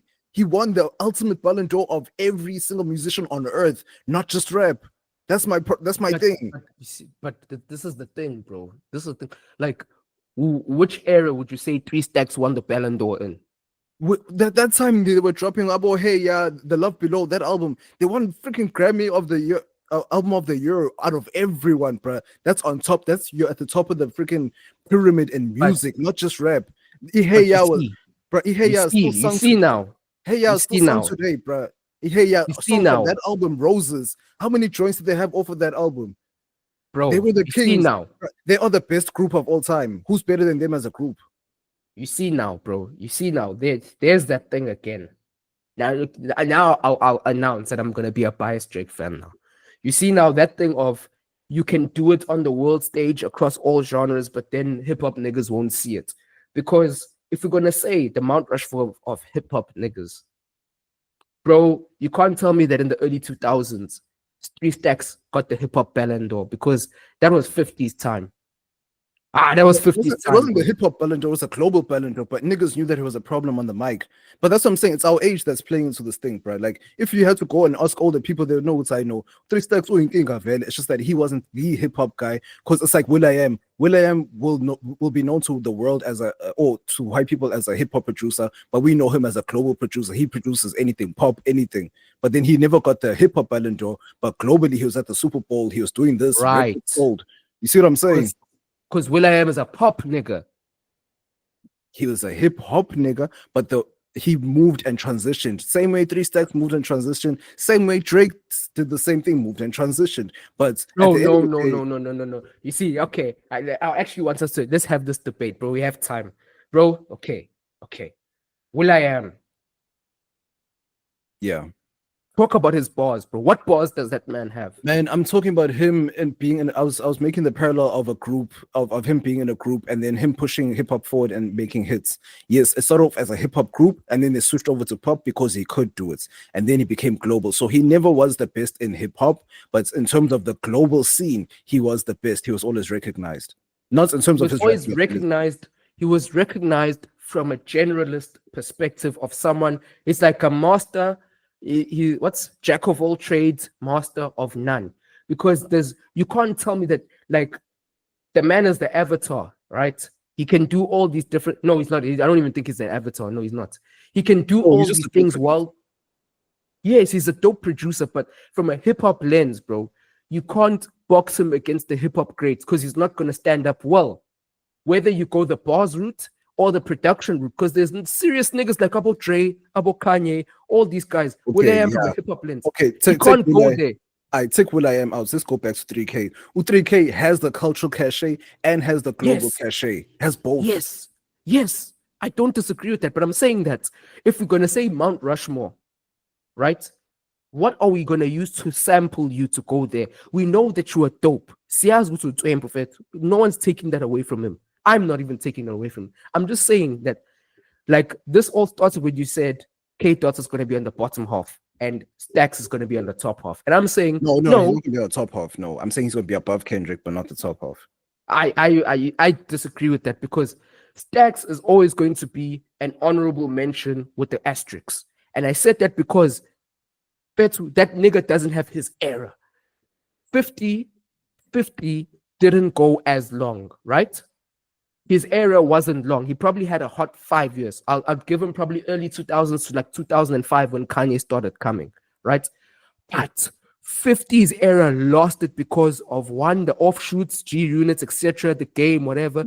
Two, to this day, those joints are like staples.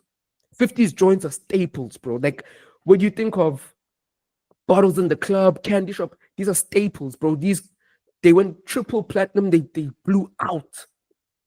To this day, 20 years after, he's irrelevant.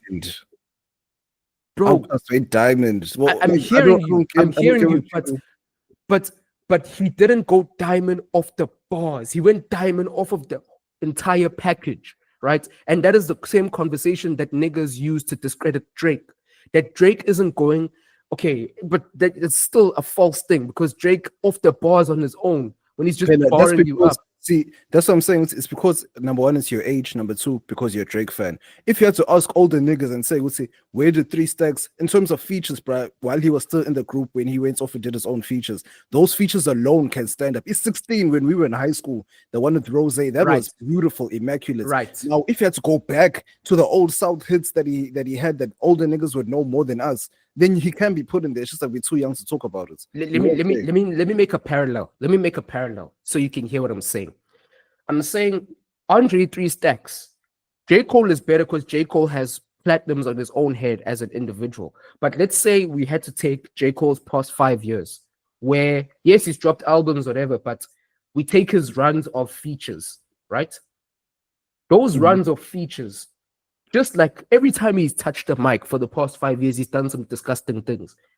But if he didn't release albums that we can tie this era of success to, those eras are forgotten. They become almost like a tale. They become like what's this thing that they call? They become like oral history. Folklore. Like if you exactly like they become things where you had to be there to know what you're talking about. And this is why I'm saying, like, it's almost the same issue even with football now, that niggas no longer tie Ballon d'Ors to performances and how well you played. They tied it to how well you played while you were winning a trophy or scoring some insane goals or doing some real shit. Because when history looks back, history is very unkind to people who don't have accolades or don't have markers where they've stuck something in the ground and like, no, this is my shit. This is always going to be remembered, because over time, people forget. It's the same thing with, you know, guys like Bonek Dog Ganj. They died, they moved on. Niggas were born after the guy died, they forget. Niggas like Tupac are still remembered, Biggie is still remembered because people keep bringing it up and they have markers where it's like, this guy did some insane shit. We can't forget it. But then at the time when those guys were there were guys like Abo Big L. There was guys all over, Fetz, emcee, all these guys all over, who were in the same bracket. Like if you ask guys from them times, they will say they were in the same bracket. They could talk to these guys, but after those who big, you know, Pac died and all these guys died, those guys stayed because we had something to tie them back to. And I'm saying, with 3 Stacks, that's why I say volume, because that is going to be his biggest problem. I mean, I'm not going to take away from his ability, his bars, everything. It's there. But when you look at the rest of the niggas he's boxing with in that bracket, they have more volume. They have more of a lot of things when it comes to the bars specifically, and you can point it to them specifically, not part of a group, not part of anything. And that's why I say volume. But it all comes down to him being solo. Because if it was him being in the group, then you can't touch him on volume. Man's did double disc albums and everything, but him by himself, I get the arguments. But in a group, no, he's untouchable. Him and Big Boy are untouchable there. Like those guys. Exactly. It was monumental. They shifted. They brought the South. Him just saying the South has something to say. It was him. It was him who said the South has something to say. He shifted hip hop at an award show. That's what I'm saying. So 3 Stacks, bro. Like there's history behind that, and it's also how it plays into it. But it's just that him by himself, yes, he does not have that many on his own. But like, if you had to count his features while he was still in a group, he still has enough to compete with niggas.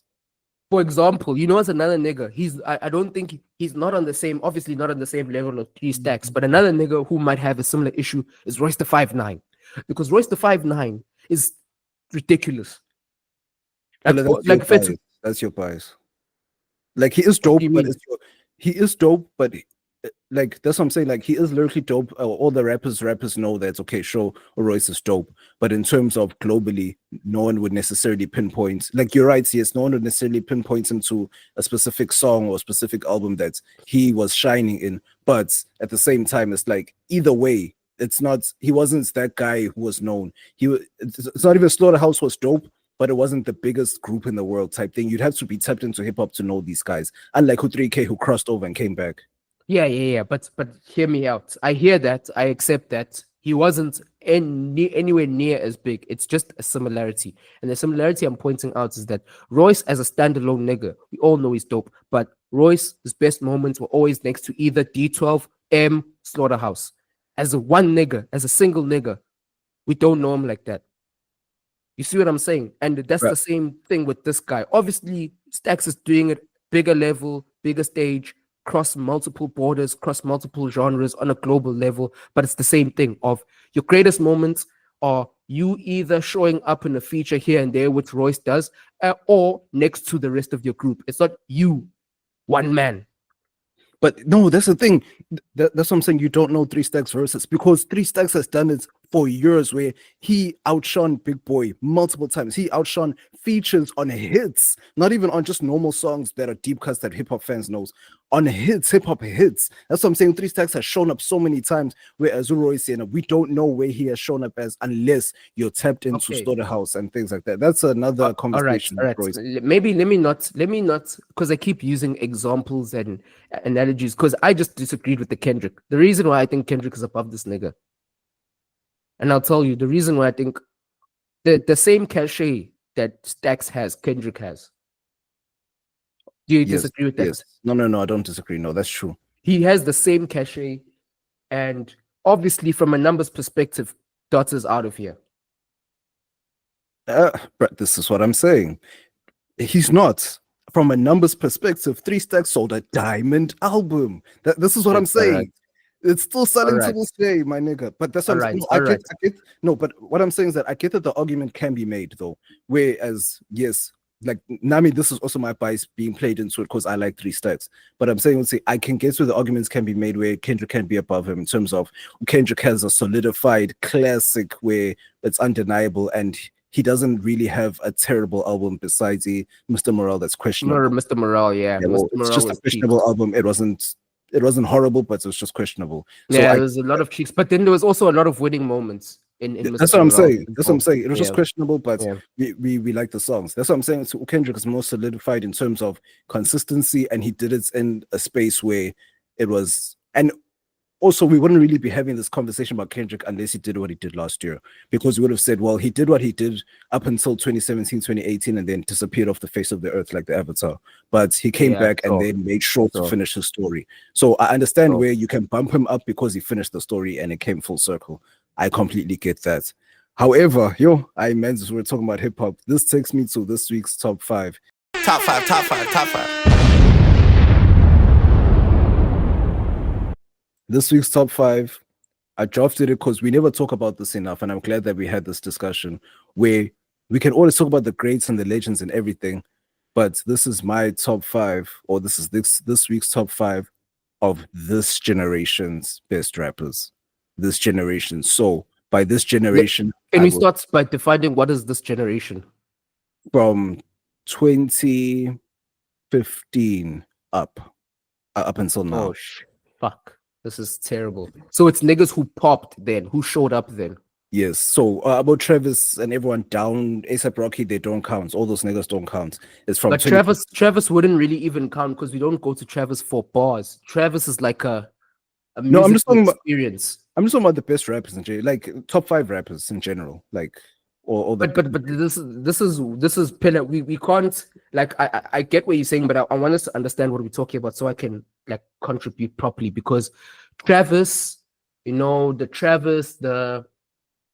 niggas in that lane where they're not really coming at you with bars, but it's almost a hip hop trap sound, but it's just masterfully put together. It's like you're not really a hip hop nigga. You know what I'm saying? Like you don't have bars. Travis has never moved me with bars. He says things and he chants a lot. It's like Travis is the predecessor. It's like the Kid Cudi lane, man. Travis, Kid Cudi, XXX kind of thing where you're doing this type of music that's just great Yeah, music, but I don't know if I can call it hip hop. Like I don't know if I can call you a rapper. You kind of are, because you throw bars around, but the best part of your sound is like the production thing. No, So, man, it's not what Trevor's saying. There's very few of him either way. So in terms of this conversation, he's it's almost gonna a be- one of one type nigga. Yeah, he's in a certain lane with those that do what he does. Yeah, well, like That those Kanye guys is another nigga. It's just that Kanye is more barred up, but Kanye is also in that lane in the where it's past. like, Yeah. But anyway, No, yeah. but Okay, 2015 onwards. In general, just Last decade. overall, niggas that can rap, yes, but then overall the package is good either way. Pause. But yeah, number 5. It's getting sticky. Hey, that's some nasty shit. But anyway, number 5, and this is just my personal shit. We'll have our honorable mentions. 5, I have Saba from Chicago. I don't Okay. know if you know Saba. Saba well. That's crazy. That's crazy for a man's hit top. But yeah, Saba, that man can rap. He can do his thing. Yeah, nah, he's supposed actually niggas like him are supposed to be getting involved in this thing, but he's quiet. But cool. But of course, he's not from New York or anything. He's from Chicago. But him, Pivot Gang, isn't he's on Pivot Gang? Yeah, he's the Yeah. not the leader, but yeah, he's the one who's beyond of the Pivot Gang. But I'm saying, see, Yeah. like niggas like him are supposed to be jumping in on this beef right now. Pause. But yeah, anyway, number 4. Number 4, I have it was very difficult for me to add this guy, but this is just me liking him for the sake of liking him and the impact that he's made. And I like catching his sneaky bars. Lil Baby, for me personally. If you don't agree, I completely I'm fine if you don't agree. Okay. I'm gonna let you cook. I'm gonna let you cook, and then I'll disagree at the end. Number 3, I have Denzel Curry. That man can make projects and he has bars in it. I don't know if he sings. I don't remember if he sings or not, but he can rap and he is quite creative in a hip hop way. That's what I like. He still has that hip hop elements in the shit that he does, whether it's his shit from back home where he's from or just in general making a nice project. Yeah, boy, Melt My IC, Your Future, amazing, top notch. Yeah. That's an album that Zeltron, Zeltron goes in. We don't need to explain. I hear that one fully. Cool. Number 2, this guy is older than everyone, but he only started popping after 2015. But he's been really impressed me with his bars and his music in general. Conway the Machine. Honestly, for me, like that man can rap his ass off. Number 1, I hear that. Number 1, he will become the rapper that never was. If this album that's dropping, I think he said it's dropping in August. If this album doesn't do what it's supposed to do, he'll become the rapper that never was, the one that we all believe in, that never had this potential. And we all know who it is, JID.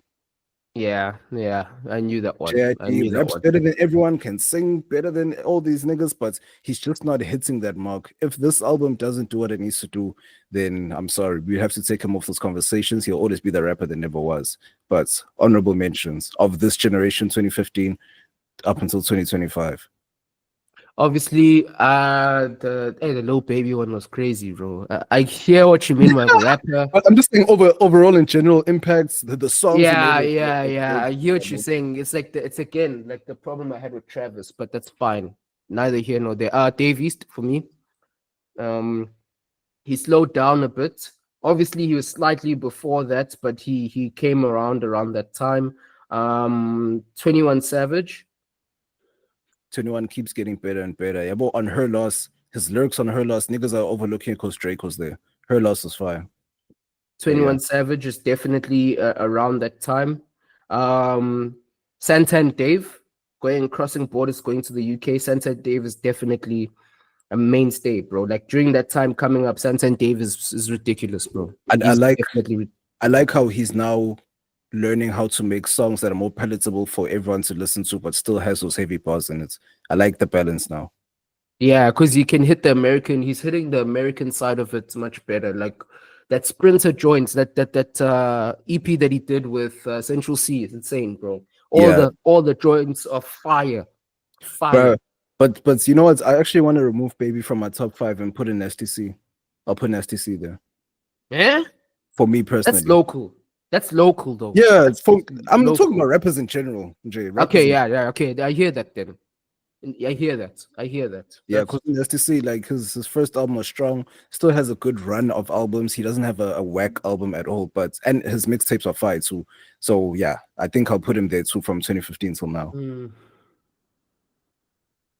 Now that you said South Africans, bro, like I could say Aries as well. I'm not really fond of his music, but he has a core fan I base. fuck with Aries. Man, I fuck with Aries. Aries is nice, man. Aries is nice. Who else? Because actually, now that you mentioned, because I actually opened it by mentioning a nigga who's in the UK. Actually blows the whole thing open. No, man. Sansan Dave, he deserves to be on this list because lyrically, he matched, but then he was too much of a hip hop head for everyone else to hear it. Now that he's balancing, it's number one. The past two albums, like Psycho Drama, is amazing, and then we're all in this we are all alone in this together. Absolutely amazing. Hey, but you'd have to listen, bro. Like with Dave, you have to listen. You do have to listen because that man's bars are just ridiculous, bro. Just ridiculous. I feel like there's so many niggas on the thing that are not coming to mind right now. I said 21. I think Uzi, but Uzi is also one of those ones where he's like he's not really a rapper, but when we talk about impact and what he's done, as much as I have also backed Uzi in one of the episodes.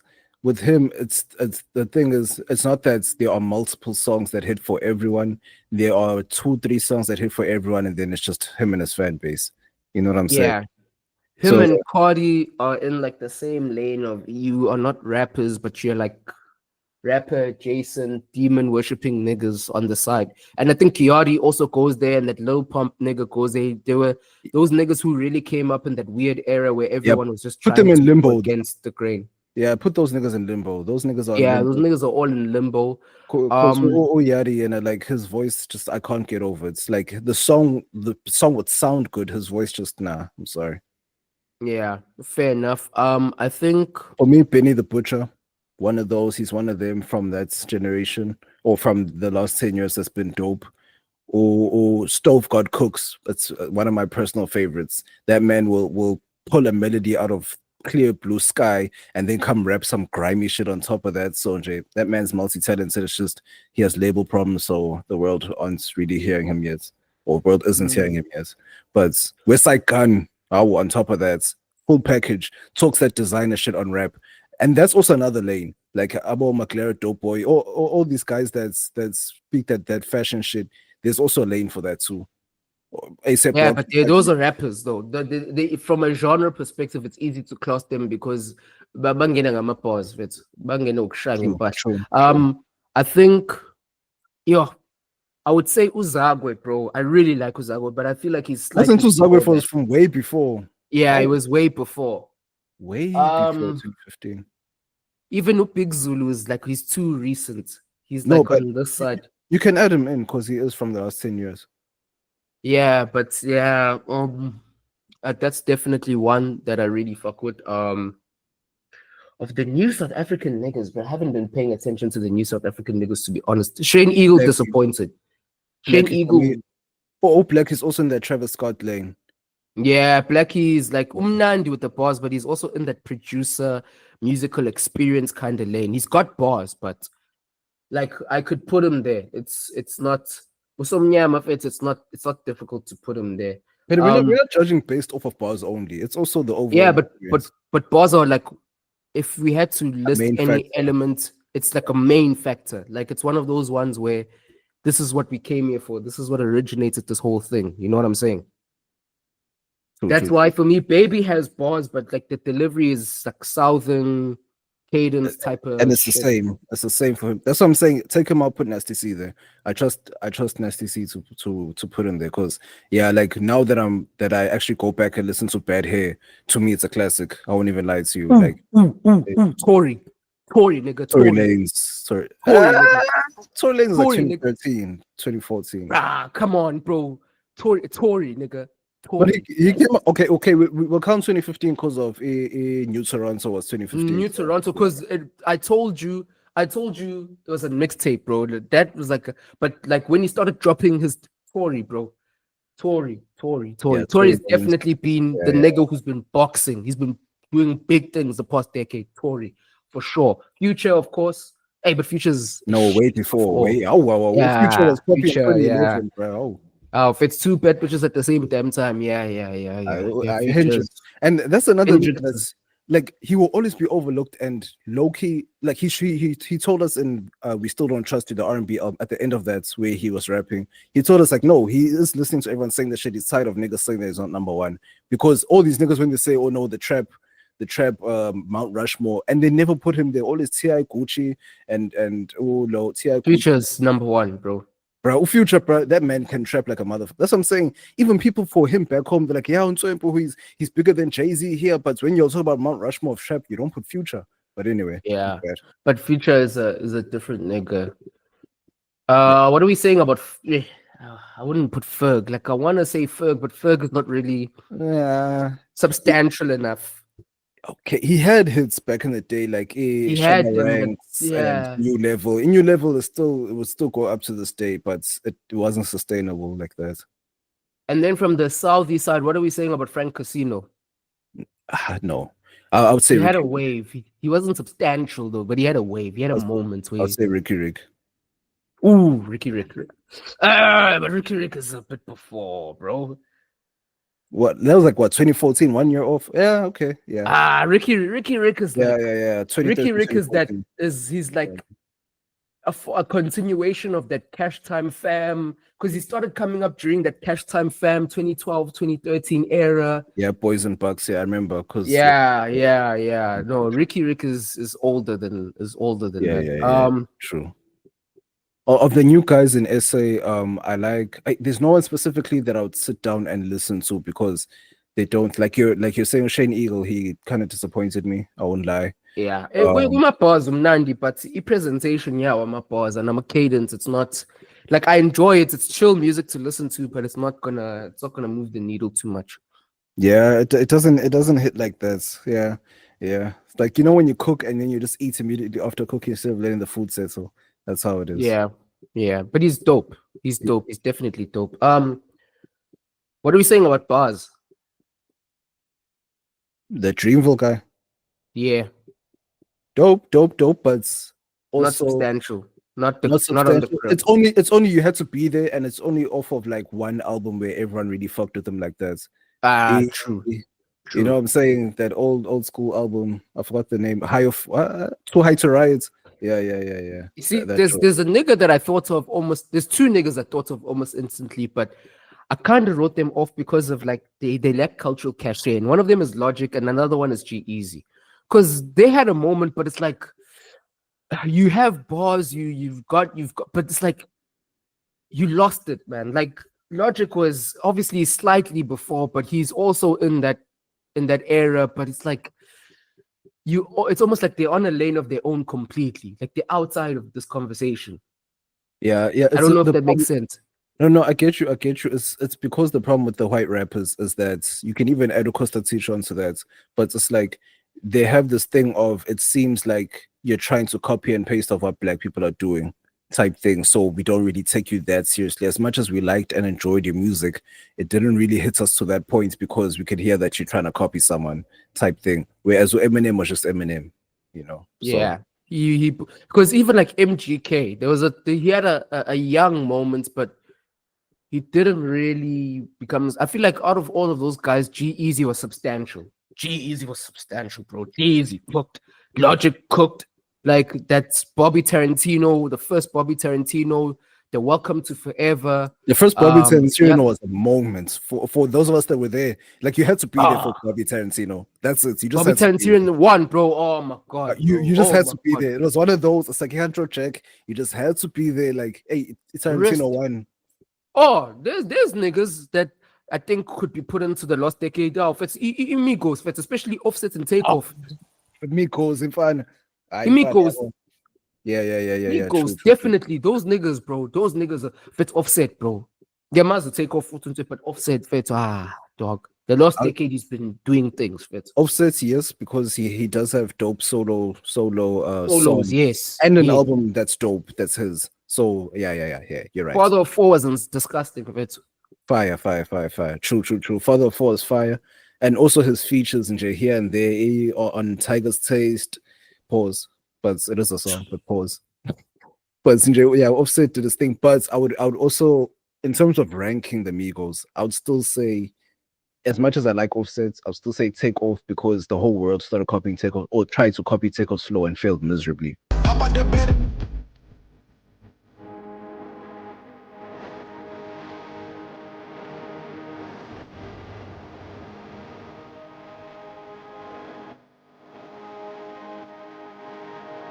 Yeah, I hear that. Takeoff, obviously, from a technical perspective, Takeoff is the superior one, but from the overall package of technique, aura, impact, solo, everything, Offset. Yeah. Numbers, Offset is definitely like the best of both worlds, but definitely from a purely technical perspective, Takeoff took all of them off. True. Unintended. That's very true. I don't know if you have any other honorable mentions from the last decade. We don't do Fashion Week. Fashion Week, it's for the last decade. We don't Bruh, know I feel like all my honorable mentions for new niggas are like niggas who are not that big. You know what I'm saying? But if he's dope, he's dope. Like someone like Kote, you know, Kote, he's also dope. Yeah, YBN Kote, dope. Grip. I don't know if you know Grip from it. Grip is another nigga that's dope. Sylvan LeQ. I feel like Sylvan LeQ is a more personal nigga. Like there's no nigga I know that knows Sylvan LeQ. But Sylvan LeQ or Quest. He used to be called Quest. Dope. Yeah. But I feel like the big problem with the past decade, né, is that the past decade was very difficult to break into as a pure hip hop nigga. The algorithm was glitching at the time, yeah. Yeah. So if you were dope with the bars, you kind of came late to the party. Do you know a nigga that's underrated? French Montana. Okay, he's an earlier nigga, man. That's a 2010s nigga. Yeah. Then nigga did the circuits with around the same time as Drake and Wayne and with the Coke Boys. I remember early. Yeah. Even 2 Chainz, bro. It's like the Wayne was still. 2 Chainz. That was 2000s, like late 2000s, 07, 08. Yeah, but so French Montana is around like 09, 10, around there. Yeah. It's the same thing. If you're within 2 or 3 years of each other, you're in the same generation. True. As far as I see it. So Glorilla. For me, Glorilla. Glorilla, I'm fine. Like to me, she only has like one bad song, and people try to butcher her. She started making hits only after that. For me, she's my honorable mention in terms of female MC. She's the one for me. She's literally the one in terms of bars. Not necessarily because she'll just say some ratchet shit, but in terms of music in general, she just gangster shit that sonically sounds good to niggas. Just I'm not even gonna lie to you, my boy. Yeah. I don't know any Glorilla joints. Ooh. I just know that, bitch. You think what you thought? Hold up, bitch. Hold up. How? Yeah, Andre, like that's what I'm saying. So you won't know the songs, even the songs, her joints with Cardi B and the other one. Yeah, Glow. Bro, what? Yeah. What about? I know now I'm getting ridiculous. Ghana. The one that gives southern niggas like, huh? Ghana. Yeah, Ghana, but Ghana is also that's lyrically not there, but impact's that Don Toliver, Travis Scott type of lane type of shit. He's got bars, but like he's that little baby. Yeah. Little baby type shit. Like even like a nigga that I could give easier, but he's just not as substantial as G Herbo. G Herbo had like a young moment, 2017 to about 2019. Same time as about XXX. He's just too soon, gone too soon. He didn't have enough volume, and he was also one of those niggas who was cross genre, like the rapping shit. No, but from a cultural perspective, obviously, nigga has a lot of cultural cachet with young niggas, man. Nah, that's true. I'll put. He might be no. He's before then. And he's a producer, not a rapper. No, Metro. He's before then. Yeah, but he's not a rapper though. Yeah, that's what I'm saying. I'm like, no, he's a producer. But here in SA, a rapper that has impressed me from the last 10 years is very difficult to actually think of. Bro, it's the same issue as it is in American hip hop that still now as the other niggas that blew up before then. Like right now, the game is still being held by the early 2010s niggas or the late 2000s niggas. Or Kendrick, Cole, Drake, fair to all of those Sean, niggas. Wale, Future, Absol, yeah. fair to all those niggas are still holding the thing now. Even fair to niggas are on the sideline, fair to like Big Sean, fair to, they can still come out of the woodworks and get movement, get some motion. True. No, that's true. Like in SA, it's very difficult because after Nasty, Aries, and who was the We third? still looking at AKA. MT. Still looking at, but we're MC. still looking like in terms of the biggest guys. We're still looking at AKA. We're still looking at Casper. niggas who are gone. AKA Pro. All of those guys are still the guys that we hold in that esteem. Like out of the new niggas, probably Reese, Nasty, MT, Blackie, McLaren. Tyson, I don't know if you know Tyson Saints. I think he changed his name though. Tyson Saints. That guy can rap. I don't know who that is. Lucas raps. More so trap. Like a lot of these guys on STC Sons. That's one thing that we should talk about one day. I don't know if we can. Like I don't know if it's something. Why not, bro? We here, bro. We never it out. Fit. No, I'm saying let's say I don't know if something that my brain can comprehend now or to bring up all the evidence or facts. But there's a lot of Nasty C Sons in the game right now in SA. A lot of Nasty C Sons. There's a new guy. I forgot this guy's name. I'll find it now. I won't lie, even when I heard Blackie at first, I thought it's very nasty sound. Like it is. Like that's what I'm saying. Like Unasty has this.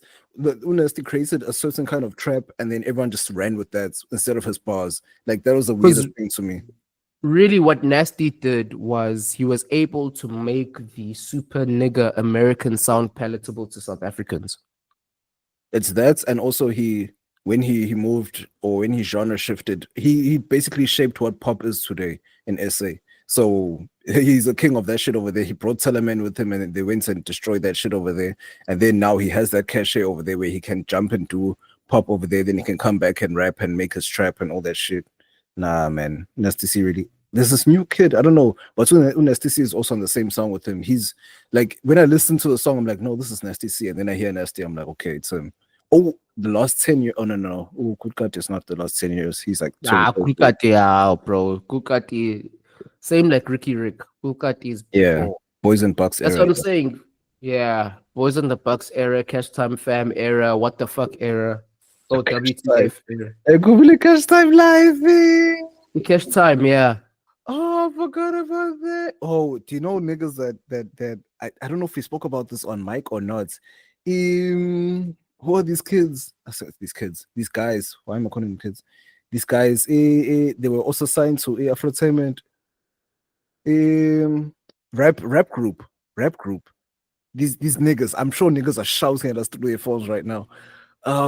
These guys, Nyamon Eno Dash and the other two niggas.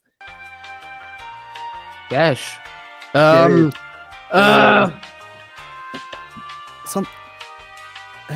What's the name of this group? No. The something boy. No, not something boys.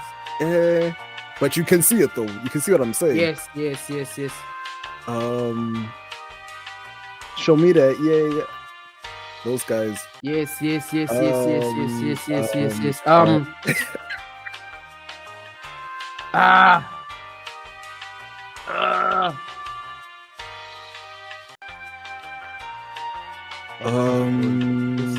Killing me. What's this, bro? This is so wrong of us. And they're from Durban. This is so wrong of us. And on any other day, I remember the group's name, and I can see all three of them in my mind right now.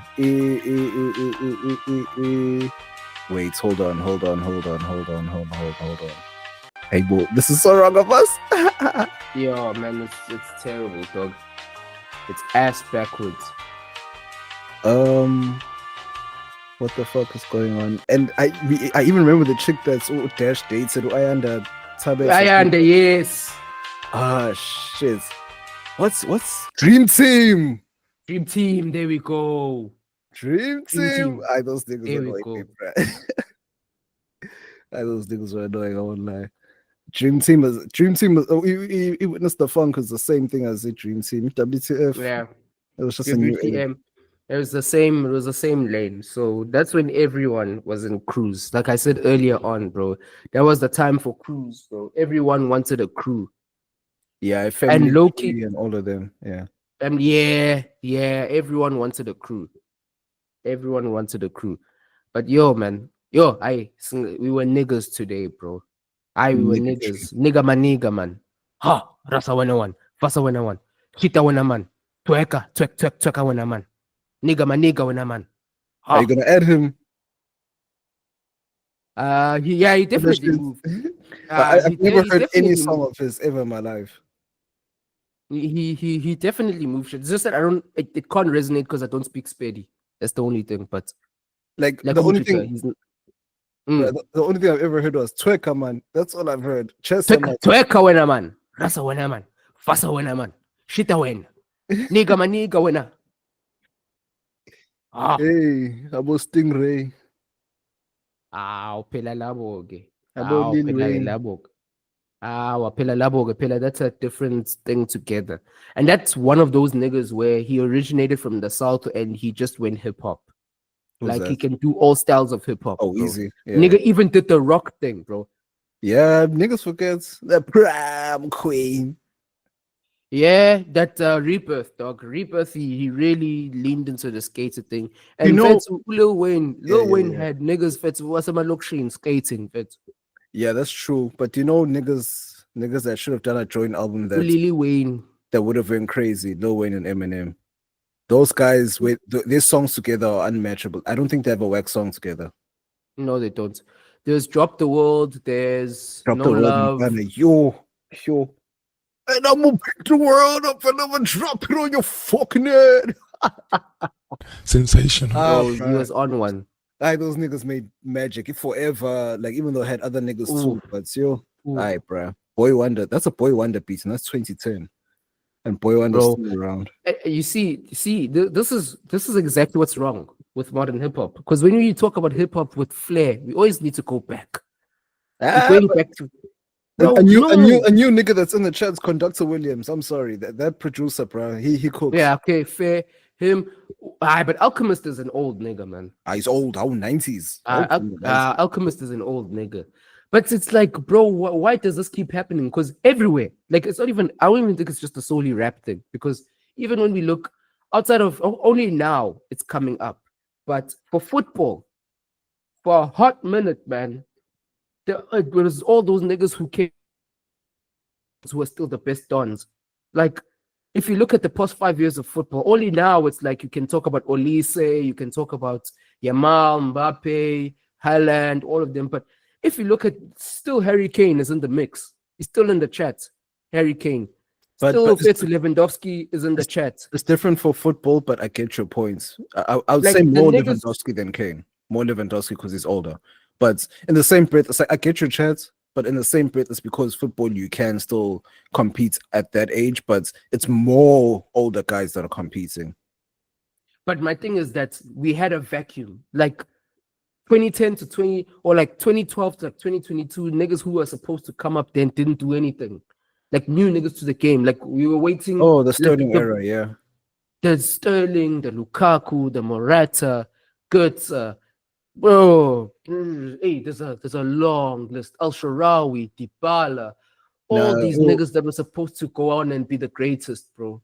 Wahala Mbappe saved football, shame. They were gonna go the they came after, but they even them they afterwards. They showed up like 2018 afterwards. Yeah, they saved it. Yeah. Because Sterling. That period Sterling of Sterling is another one. Because Sterling did his thing at City, but he was on and off though. That's what I'm saying. Niggas are not mainstays. Niggas are not Iron Robin, Ribéry, where you've been dope for 10 years. Messi, Ronaldo. Bro, like they're not those niggas. But Di Maria has been dope ever since. He's still dope. Like form doesn't take away how dope he is. He can be off form, but he's still dope. Like you can still see he's dope. These niggas, when they're off form, they don't look like footballers. Like literally Lukaku, bro, when he's off form, he doesn't look like a footballer. He looks like a construction worker in terms, bro. Like it's like he shoots like he wears Timbs. Yeah, bro. It's like, but when he's on, he looks world class. Can't touch him. Morata, exactly the same thing. World class, can't touch him. But when he's off form, he doesn't look like a footballer. He looks like, bro, he lost the ability to play football. You know what I'm saying? And it could It's happen like- randomly, and we would never know which version of them Bro, comes. Timo Werner, like, how do you go from banging 30 plus goals and then next thing you can't even hit the target, bro? It's like those niggas, bro. Like, what do you do with that? Like, this era of footballers is crazy. Like, for example, you can take a Michael Owen. Michael Owen, for all intents and purposes, this day they would just call him a pace bunny. But Michael Owen has been through so many injuries, lost his pace, but was still a baller. Yeah, he was still that, but also in the same breath, there's these niggas that they were the durable niggas. Like Uti Maria is also one of them now, and also like a James Milner type, where he was good enough. Oh, he kept himself fit enough to still be good enough type vibe, where he still had the basic skill, but he wasn't the best, but he was still fit enough even in his old age. Because right now, I think he's at Brighton even. So Maz is still in the Premier League somehow, and he's pushing 40. So like there are those niggas that were durable. But Milner and Di Maria are not in the same category of niggas, bro. No, Milner's just a hardworking nigga. I hear what you're saying, like obviously longevity and just being fit, but Di Maria is like one of those niggas where he can be clutch today. But he's also underrated. Like he's a nigga who should be, yo, bro. This podcast. It's only us who know. No, fuck that. It's just a nigga pod. Yeah, we couldn't. It's a nigga pod, dog. But for me, bro, it's like Di Maria is one of those left wingers that have been so disrespected because he was under someone's shadow and not paid attention to. He was never the main guy. He was always like he's even his play style. He's always an assister. He's always the Robin to the Batman. You know what I'm saying? Like Di Maria is never the main figurehead, but that guy is such a serious baller. He's such a serious baller. Like for me, I look at Di Maria's career, I look at his highlights, and I look at him the past decade, and I legitimately wish that we bought Di Maria at Bayern Munich, because Di Maria would have fit in that time between where Robin was falling off and like, bro, after Robin, bro, we never really had a king, bro. Like we had niggas who would show up for a season or two. Douglas Costa had an insane season. Gnabry had an insane season. Sane had one here. Coleman had one there, but we never had one nigga where I could say, I can just trust this nigga. I feel like now with Olise, I can trust him. But in that gap, Di Maria would be lovely, all-timer type shit. I would say Joe Di Maria, he was just always clutch, and I feel like it's one of those where our generation will always completely understand. He's like the Rivaldos of his time, where you're always clutch, you're always consistent. Everyone knew when they watched you, but in years to come, when they talk about footballers, they'll forget you easily until it's time to watch the match and see who was there, who made the assist or who scored the goal type thing, and his name will pop up multiple times. But at least Rivaldo got his Ballon d'Or. At least he got his Ballon d'Or. But that's what I'm saying. Let's see, why did Rivaldo won an actual Ballon d'Or? Yeah, he won a Ballon d'Or because Rivaldo was from the time where football was commercialized, but it wasn't so commercialized with PR. Yeah, not even eye test, bro. Because you have to. Because my thing is, what is eye test? Because my thing of eye test is irritating me now. Because eye test is like this thing that has no definition. Because, like, for example, niggas were saying for the longest time Lewandowski has no eye test because they never watched him. Then Lewandowski showed up to Boss and they're like, no, this nigga's not a poacher. This nigga is an actual baller. I'm like, bro, I've been telling you this for years. And now niggas are saying Yamal eye test. And then niggas are also saying no, Rafinha goals, but eye test. Now they say no, Olise doesn't pass eye test. When he does, top baller. Bro, like, what is this eye test, bro? Because for me, there's different levels of flair, there's different levels of artistry, right? Because you can look at guys like, obviously, your Rivaldos, your Ronaldos, your CR7s, your Dinos, your Robinhos, Quaresma, Neymar, so on and so forth. Niggas had the samba flavor. Douglas Costa, samba flavor. Niggas were doing elasticos, whatever. And then also within that, there's also almost like a European style of flair. It's like the Zizou types, where niggas like Zizou, Platini, Mbappe, Pogba, they still flair. It's not samba flair as per se, but it's still flair. It's still mastery. And then there's the Spanish type of flair, where it's very short and tiki-taka type of shit. And even when you have the ball at your feet, like, oh, a nigga that I didn't put in the European flair, Cantona needs to go there. Obviously, CR7 needs to go there. Ribery needs to go there. Henry needs to go there.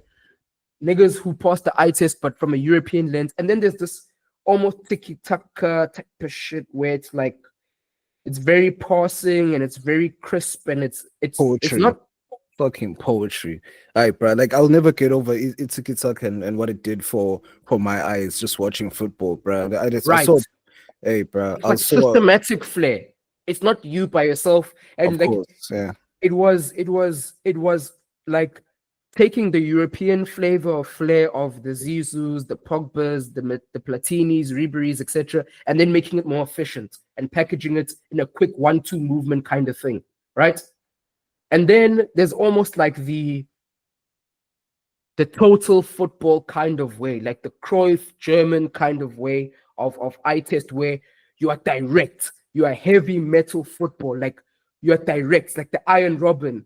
I almost feel like Messi kind of comes into this where it's like you're dribbling, but you're going straight to the point. Like you're not doing too many step overs, too many things. You're straight to the point, like the Robin kind of thing, the Musiala kind of thing, the Wirth kind of thing, the Özil kind of thing, the Schweinsteiger kind of thing, the Lam kind of thing. It's like you pass the eye test. You're not doing too much flair things, but you're doing something masterfully, efficiently, directly, and you're killing niggas with it. So, like the eye test, there's so many different lanes that you can put this eye test in, bro. There's so many elements to this. And my thing is, obviously, your eye test is like it's niggas like use. Wait, let me pause you there. The eye test is like how niggas like Wissa and Dumbeuma can score so many goals, whereas, like in terms of stats, they're there, but eye test they won't pass. Because they're not. Say that again. Who did you say? I didn't hear you. From Brentford, Wissa and Umbeum, those two. Oh, Mbemo, yes. Yeah, they have goals and assists, but eye test they won't pass because it's not something that you'd want to watch every week. It's just okay, sure, yes, you're dope, your control is dope. Even someone like Ivan Toney before he left, yes, he would have the goals and everything, but eye test wouldn't be 100% there. It's just that you knew that he was a dope, he was a killer, basically. Okay, question. Where do we put? Okay, so from like a striker perspective, on bland to flair, on a scale of say 0 is bland, 10 is flair. This is not about skill level, it's not about goal level, it's not about stature, but just flair. On a scale of 1 to 10, where's Berbatov? He's on the higher end, of course. He's like probably like a 7 or an 8. I was gonna say 8 because 8, it was right. It was purposeful. I would have said 7, but the 8 is that he used it really, really well. Yeah. Right, but he wasn't Samba over the top type No. shit, step over type shit. It was okay. So, Robin van Persie, what are we saying there? 5. To the 5. flair, 5. Yeah, he was too direct. Lewandowski, what are we saying there? Yeah, I'd say 6, maybe 6, 6-7, 6-7. He's below Berbatov. As a matter of fact, Berbatov should be 8-9, in my opinion. No, that's what I said. Berbatov is 8 to me because it was 8-9. useful, and I could even say 9. You can say 9 because he used it to create skill, then he used it to score. Like his shots would have finesse, so he'd place exactly where he wanted it to be. So you can say 9. Okay, and then Bergkamp 10. Oh, come on. But you see, when we think of Bergkamp, there was the Bergkamp flick, but his style was very crisp and efficient. He played the German Dutch way of football. Total football. Look at Busquets. Yeah. Those niggas, Busquets and Xavi created no one even does the pivots anymore. I call it the Xavi pivots, where bazok jiga, but it's not too much. Busquets will push it into space that he knows that you physically can't go, but he's not doing too much to do it. He'll just push it there. You know what I'm saying? Yeah. Right. Yeah. Now, is it flair? Is it efficiency? Is it usefulness? Because this is where the eye test conversation goes cuck. Because niggas will look at niggas like Charisma. I feel like Charisma, probably Dino, Neymar. Dino's a standard for eye test. But you see, that's the wrong standard because then if Dino is the standard of eye test, what do we say about Iniesta? How do we compare those niggas? Because it's two completely different lanes. it wasn't necessarily flashy for Iniesta, but you still see that the skill was enough for him to create the space and entertain at the same time. That's what I'm saying with yesterday. It's going to be levels to the dribbling and everything, but it was still skillful and still masterful, or it was mastery where you could see what their goal was. Okay, Zizou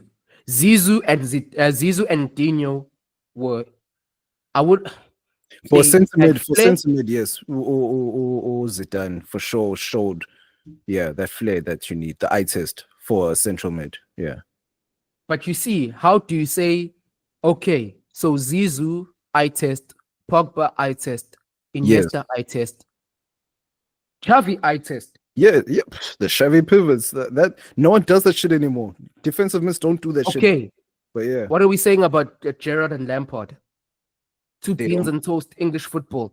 That's the thing. They played toast and beans football. No. In terms of eye test, in terms of eye test, it was toast and beans. You see? Okay, Scholes, was it also toast and beans of football? I would give his flair a 4. It was more than those guys. Bro. You see now this eye test thing. No. I'm saying, Scholes, for a white man, for an Englishman, he did really well in terms of flair. Like, it wasn't that much, but he did really well. Okay, Beckham. I guess 7. I'll give him a 7 for flair. Oh, that man. But Beckham wasn't doing things like that, bro. His passing, his layoffs were good. His passing was good, but dribbling wasn't moving niggas like that. His crosses and his ability to curl the ball. But this is what I'm saying, bro. Like, he wasn't like Samba nigga, whatever. But that's what I'm saying. I test it. It's not necessarily you can't harpoon off of one thing. It's a skill of things where some people have all of it, some people won't. Whereas you also have to look at position. Like you mentioned, Lam. Yes, you can say Lam can pass the eye test, but then you can also say in the same breath it can be correct that Ronaldinho passed the eye test, even though Lam would never need to use Samba or anything. Dani Alves passed the eye test as a right back. You know what I'm saying? Right. Marcelo passed as a right back, not because of their Samba style, but because of in their position they did it attractively. But you see what I'm saying is that niggas associate Samba style and flair with eye test. Because for me, look, there's a nigga like Zlatan. God, he made us dream with the things he did. He did things that have never been done in football. Zlatan, like that's a 10 out of 10 on the flair eye test thing, right? Then you put next to him Lewandowski, right? So according to the way people argue on Twitter or football in general, is that it's either it's goals or assists, which Levy is cooked. Levy is the best striker of the generation. Or we go eye test, then it's Zlatan, right? And the reason why I put those, because those niggas in goals, they're both in the 500 club. Next to Suarez and Benz and all of these niggas, they're all in the 500 club. But why were niggas for so long ready to write off Levy, other than the fact that they don't watch him? Because now niggas are like, okay, they're willing to give it to him. You answered your own question. He was just they don't watch him. He was in Germany for too long. That's just this is my problem with how we talk about football. If you don't have an ability to watch both, or you can't measure, why are you talking on something? In any other realm, we don't take your opinion seriously if you don't know what you're talking about. But however, suddenly, yes, you're right. However, there's people like Ribéry where he was never at his peak. He was at Bayern for most of his career. And yes, he did play for other teams, but it was I forgot what he played for before Bayern. But he played for Marseille, he played for Galatasaray and Metz. But he wasn't at his peak though. His peak was at Bayern. His peak was at Bayern. Yeah, we all knew who he was. So in the Champions League, when we saw him, he did a madness all the time. Even World Cups and other friendlies and stuff, where we saw his madness. So you can't necessarily blame someone for being in the Bundesliga for people not to rate them. Yes, Lewandowski is an odd one. He's just in limbo. And the 2020 or the non-existent. Wait, my bad. The non-existence of the 2020 Ballon d'Or sums up him in general, or Lewandowski specifically, and that yes, you had such a great year, but no one's going to recognize you. That's literally Lewandowski's career.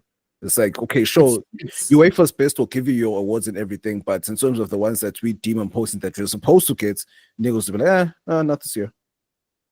Yeah, for me, I think the reason why it's because Mina, I've learned almost to troll, like because I love hip hop, I love football, I love a lot of things, but because the general man's opinion of it is so low and the way they rate things so low, I just troll. It's the same with the beef thing. I just ended up trolling because I can't have a serious conversation, because once I have a serious conversation, I'm just gonna get pissed off because niggas don't respect serious conversations. You can only have a serious conversation with another nigga who respects the game.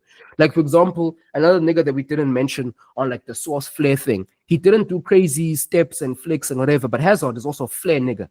If you say winger, bro, Hazard is like a 10. The ice list very well. Yeah. Very well. But very well. Hazard didn't do crazy flicks, whatever. Robin, I say Robin passes the eye test.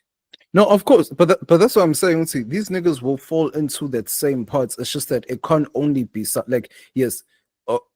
I'm trying to think of someone who dribbled to no avail. Someone like Coman. Let's say Coman. Coman doesn't pass charisma, but he can do the skills though. I'm saying Coman only. Coman, he can do the skills, but he doesn't pass the eye test because it ends up nowhere. You know what I'm saying? There's no end results, and it's like, okay, you did that for what though? Because when you create space, like midfielders, they create the space, they make the pass, it distributes. Tony Cruz, to me, he's on the fence, but for me personally, who's watched him play, he passes the eye test. But for those that don't necessarily know how a midfielder is supposed to play, he won't pass the eye test. You know what I'm saying? See, this is why I disagree with the Coman thing, because Coman definitely passes the eye test, bro. Coman, just like Doku, just like a lot of niggas who can dribble the fuck out of you, but they don't have end product. They pass the eye test, but they don't do anything with it. And on the opposite spectrum, there's a nigga like Muller, bro. I think Muller is the most efficient footballer of all time. Nigga is, after Messi, it's him with assists. He's the only one that has the numbers that doesn't have the eye test going for him. The only one that has the numbers to back it up or to cover for it.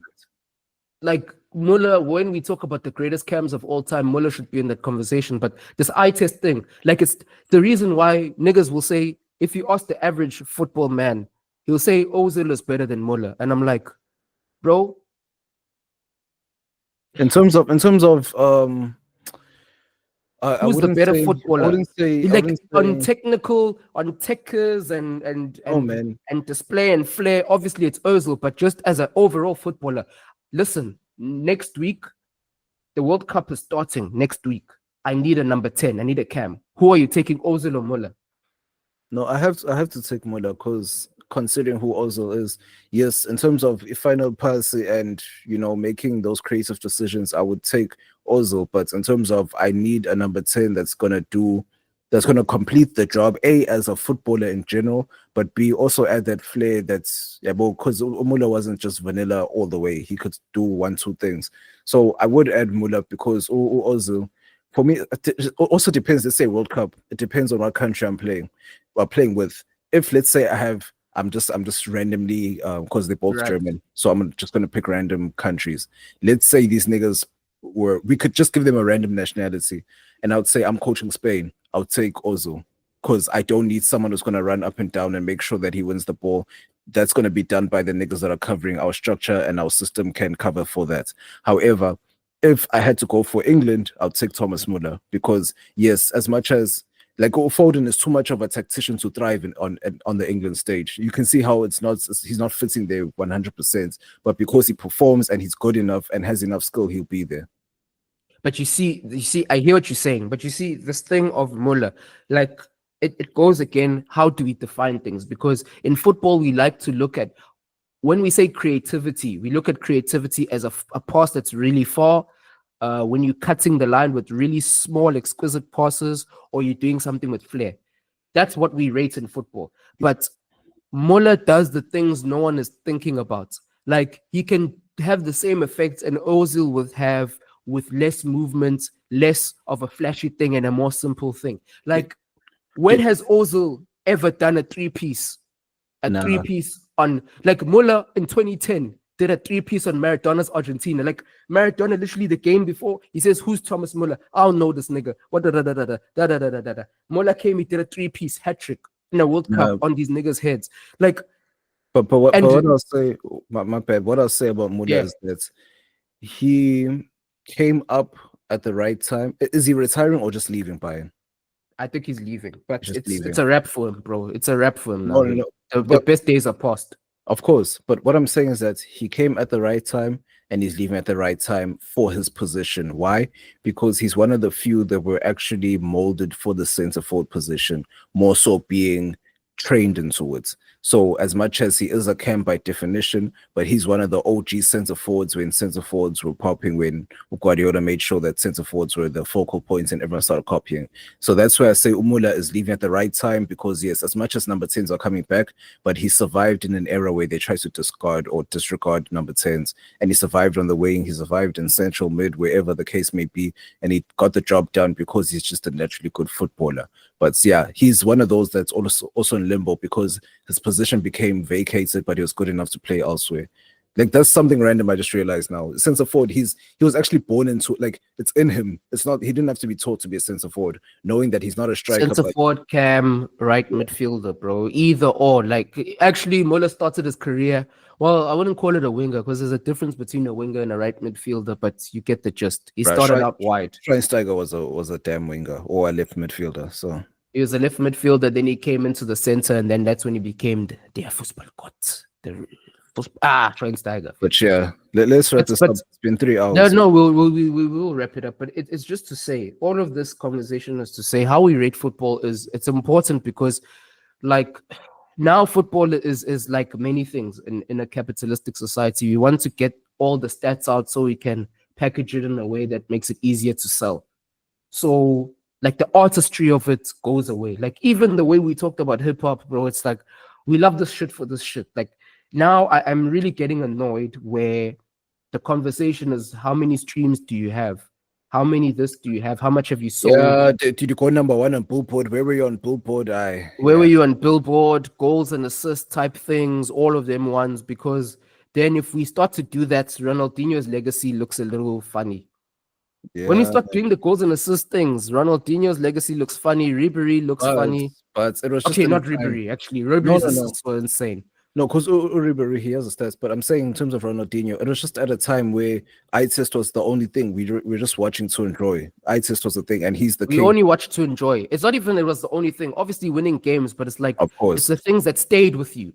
There was entertainment there, even in the battle of the game. That's what I'm saying. That shit is actually coming back now. It's just that in the 2010, from 2010 to 2019, it was just kind of odd. Niggas were going through the transitional phase. Yeah. Everyone is just trying to win. That's it. No entertainment, just straightforward win the game. But then now, if you think about it. That time is not over, because who's in the Champions League final right now? Inter, PSG. Which one of those two teams are like playing rock and roll, beautiful football? Inter is a pragmatic team that fucking choke the shit out of you, and then they take the chance that they get, and then they pass. They will win the game, but they won't cook you type players. There's like teams like PSG again. They'll win the game, but they won't cook you. Like, even the Arsenal game, bro, it wasn't like a sensational hate watch because they didn't cook Arsenal. They just won the 2 legs. But like the big teams, Madrid, Bayern, Barca, when you're beaten by those niggas, you're beaten. You know that they've cooked you. Even Man United back in the day, Chelsea, you niggas as well. When those niggas beat you, they've beat you. Obviously, when you win the Champions League, you niggas are also one of those pragmatic, strangling niggas because you don't have the best 11. On both times when you won it, you just did what you needed to do to win the game. But there's teams like those traditional teams, United, bro, when they win, bro. When they won. Oh, when they won, yes. When they won. Even the other coach, I forgot which team's coach was like, hey, but what's the Chelsea score? Then he saw the score against United. They're like, well, expected. Man's like, I forgot which team he coaches. I think it's like Brentford or Bournemouth. I think it was Bournemouth. Yes, I think I know you're talking about. Yeah. Yeah. But it's that thing, man. Everyone wants to win at the cost of football. And my thing is like, if the point of the game is to play beautiful football, then there's something called football freestylers. If the point of the game is to win, then there's like these super tactical teams where most of these guys aren't actual footballers. They're just good at a role. They system plays.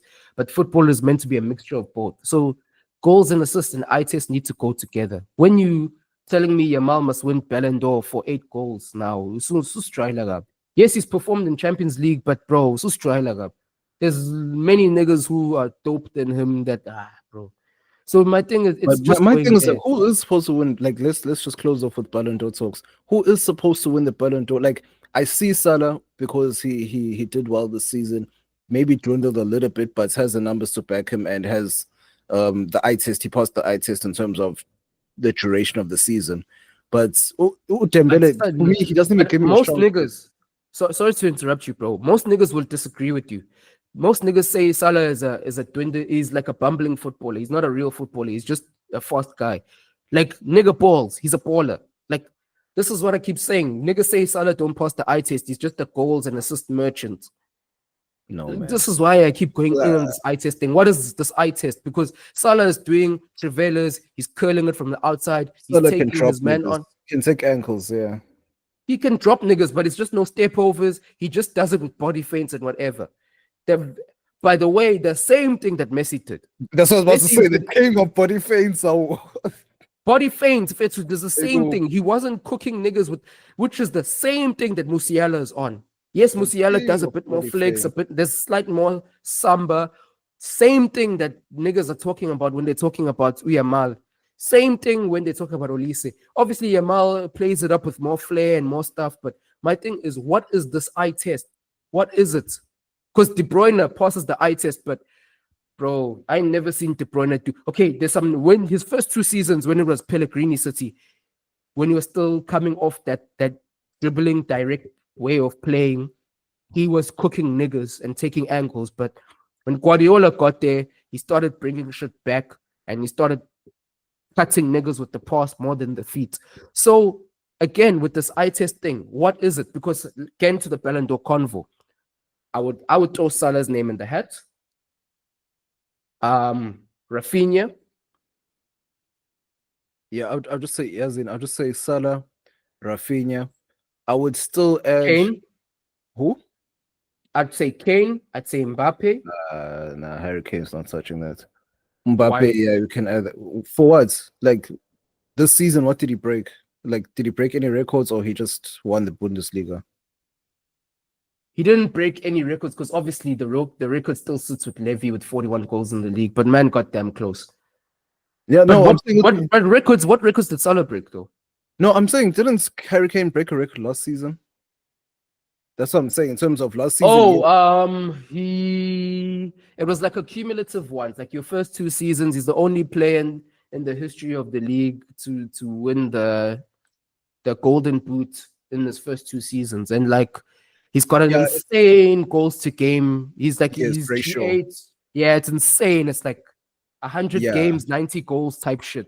But So that's what it's I'm like- saying. See, even in his best, he couldn't even win it. So now that's his best at Bayern in terms of goals, number of goals, not in terms of how he played or whatever. But I'm saying, see, he's now playing in well, this, no, I'm saying see, now in this season, yes, he played well, he scored the goals, but there was nothing that set him apart that would say, okay, sure, give him the Ballon d'Or. He would be I in the think top 10 for sure. I think the only thing that doesn't set him apart is that no one watches the Bundesliga, and that's about it. No, it's because they didn't do well in the Champions League mostly. That's what I feel. Who did though? Did Liverpool do well in the Champions League? Those niggas went out in the round of 16, bro. But they won the league. Like they won the league, and like the way that they were That's it. playing at the way that they were playing at the beginning of the Champions League when they were at the top, undefeated, etc., it seemed like that they were going to do some shit. Whereas every other team, it was like everyone else was still adjusting to the new formats and complaining. Whereas Liverpool were trying to run away with this, and then they got cooked. Yes, but then Bayern, it was just okay. It was like decent. Bro, we were not just okay, bro. Like, But only- bro, it's your team, yeah. But I don't see Harry Kane. Yes, he'll be in the top. It's not even me arguing for Harry Kane to get the Ballon d'Or or arguing for Bayern. It's just me saying we talk about these standards, right? What do these standards mean? Because it's the same thing. This Ballon d'Or thing has been cooked so much. The fact that I'm still 2000 was it 2003 or 2004? Nedved got it over Henry. What the fuck are we talking about, bro? I don't know Modric that. got it I over don't- Chris in 2018. No, I'm saying okay, yeah, there's propaganda games and everything, and also What if Messi got it in 2023 over Haaland Haaland. That was disgusting. for a World Cup in 2022? What the fuck is That was that? And then the same one was the one they used to justify how they didn't give Lewandowski it when he broke like a 50-year record of Gerd Muller. And then the same one that they use to say, okay, goals now trophies, now goals and trophies is the same one that they used, because now they're gonna say what World Cup, Messi, they said World Cup, they said that he got the French Cup, whatever, and whatever, and then they gave it to him. But then at the same time, they're gonna ignore the nigga with the treble in Holland. And then at the same time, Neuer does a World Cup, he does a Super Cup, he does all that shit with you Pankers, and then they give it to Chris. Then the year before that, then Ribery does a full treble, cooks huge teams on the way there. Then they're gonna give it to Chris. And bro, this is why I'm saying this Ballon d'Or thing. It's funny, bro. It's propaganda. very fun. It's propaganda games. Number one, number two, it's highest bidder games. Yes, as much as Madrid can outbid everyone, it's just that it's also in terms of systems. Who has the biggest system in world football or global football? It's Spanish football, and the fact that they came off the heels of winning the Euro, so then now it's like a "what have you done for me today" type shit. So as much as teams such as Barca and Madrid are kind of excluded out of that, because in Barca, it's not supposed to get the respect that it's getting right now. No lie. Yeah, I shouldn't, bro. But because of even last year, bro. Last year, why is Rodri winning the Ballon d'Or? Vinny, I test way better than Rodri. I test cooking niggas. Yeah, but that was my arguments where Roger shouldn't have won that. But at the same time, it's just that's what I'm saying. Even at the Euros, not Euros, it was the Euros. Even back at the Euros, Yamal, I think he should have won player of the tournament, because yes, Rodri did his job. It's just you didn't do your job better than everyone. You get what I'm saying? See what I'm saying? You just did your job pretty much, but because of how the system's going and the propaganda and everything, that's what I'm saying. So everything is propaganda based. I test. You know who's my bad. So sorry to interrupt you, bro. Yeah. Sorry to interrupt you, but I want to go back to who else. Another nigga who should be in this conversation who's not. Outside of Dembele is Lautaro Martinez. Nigga's been fucking sensational this season, bro. Of course. That's what I'm saying. See, like a lot of things come into effect. A lot of people have to work harder than others. Yes, Messi had to win the World Cup. A World Cup is a big feat, but in terms of that, it's like, okay, but he didn't really deserve it because he didn't have a big year. He just won a tournament, and you can win a tournament. I'm not saying that they fluked, but you can win a tournament off a fluke. Like, yeah, well, in Portugal, Euros was shaky, but I'm not saying they fluked, but it's what it falls under that category. However, when it comes to having a whole set list or not even a set list or a requirement sheet for who passes an eye test or who gets a Ballon d'Or or anything, it will come down to, okay, are you loved or not by the public and or media, or more specifically the media? Cool. Cristiano wasn't loved by the media. Messi was loved by the media. Same way, Drake isn't loved by the media right now, but Kendrick has always been the industry darling, the music industry darling. So that's what I'm saying. See, it will always come down to those propaganda games. It'll come down to that. And then if you don't have that backing of the media or whomever the system may be, then it's what have you won? Then it's like, okay, you won the Champions League, you won your league and whatever. Okay, well, how many goals did you score? So they'll keep adding on requirements no matter what. It's just based on whether they propaganda, bro. Excuse me, my bad, whether they like you or not. Yeah, it's a PR thing, bro. That's why Yamal, bro, Yamal. They're giving Yamal Ballon d'Or shouts. And bro, my thing is, he beat Madrid. A couple of games he beat Madrid. But did you see Barcelona's Champions League run, bro? That was shaky. Like the team, not that they were playing well, but easy. you see the teams that they played, bro. Easy game. Like the only substantial teams they played were us and Inter. The rest of it was they played like Benfica and Dortmund 3 times each in the group stage and in the knockout stage. And then they lost to like Monaco in the beginning of the season, bro. And then What the hell is wrong with Dortmund saying go kill them? Like I don't understand. Go win this thing. Cuck. I don't understand that. But nah, bro. Let's wrap up. It's been over 3 hours now. Oh, is it shit? Anyway, to wrap it off, man. If Yamal is going to be on the Ballon d'Or thing, Olise should be there as well. That's all I'm gonna say, bro. Yeah, I'd say Yamal will be in the top 10. He might be top 5 actually. That's insane. That's crazy shit. I'm not good. No, in terms of like minus the PR, but he's been doing his thing, and also because he's 70, his age adds a plays a part in that. Everything about him plays a part because he's young, because he's popping up on the scene and everything. But in terms of how, like, that's what I'm saying, merits and everything does not count in every conversation, especially in awards. Merits does not always count. Let's take it for what it is. With Vinny Jr., we all knew at the back of our minds that he wasn't going to win the Ballon d'Or. Now that this was supposed to be his season, he didn't step up and take it. So hey. Man. For me, this whole thing, it just shows that this Ballon d'Or thing, it's losing its thing for me, man. It's been gone. Right, Since Messi and Ronaldo. But anyway, man, as always, you know what this is, you know what this was, you know what this is always going to be. The Let Me Mansplain podcast with yours truly, the most unruly Fear Bavaria in your area, man. Wesley Sniper.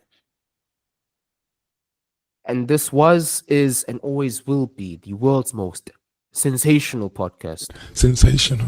Where everything Everything goes, just as long as you can mansplain it. We gone.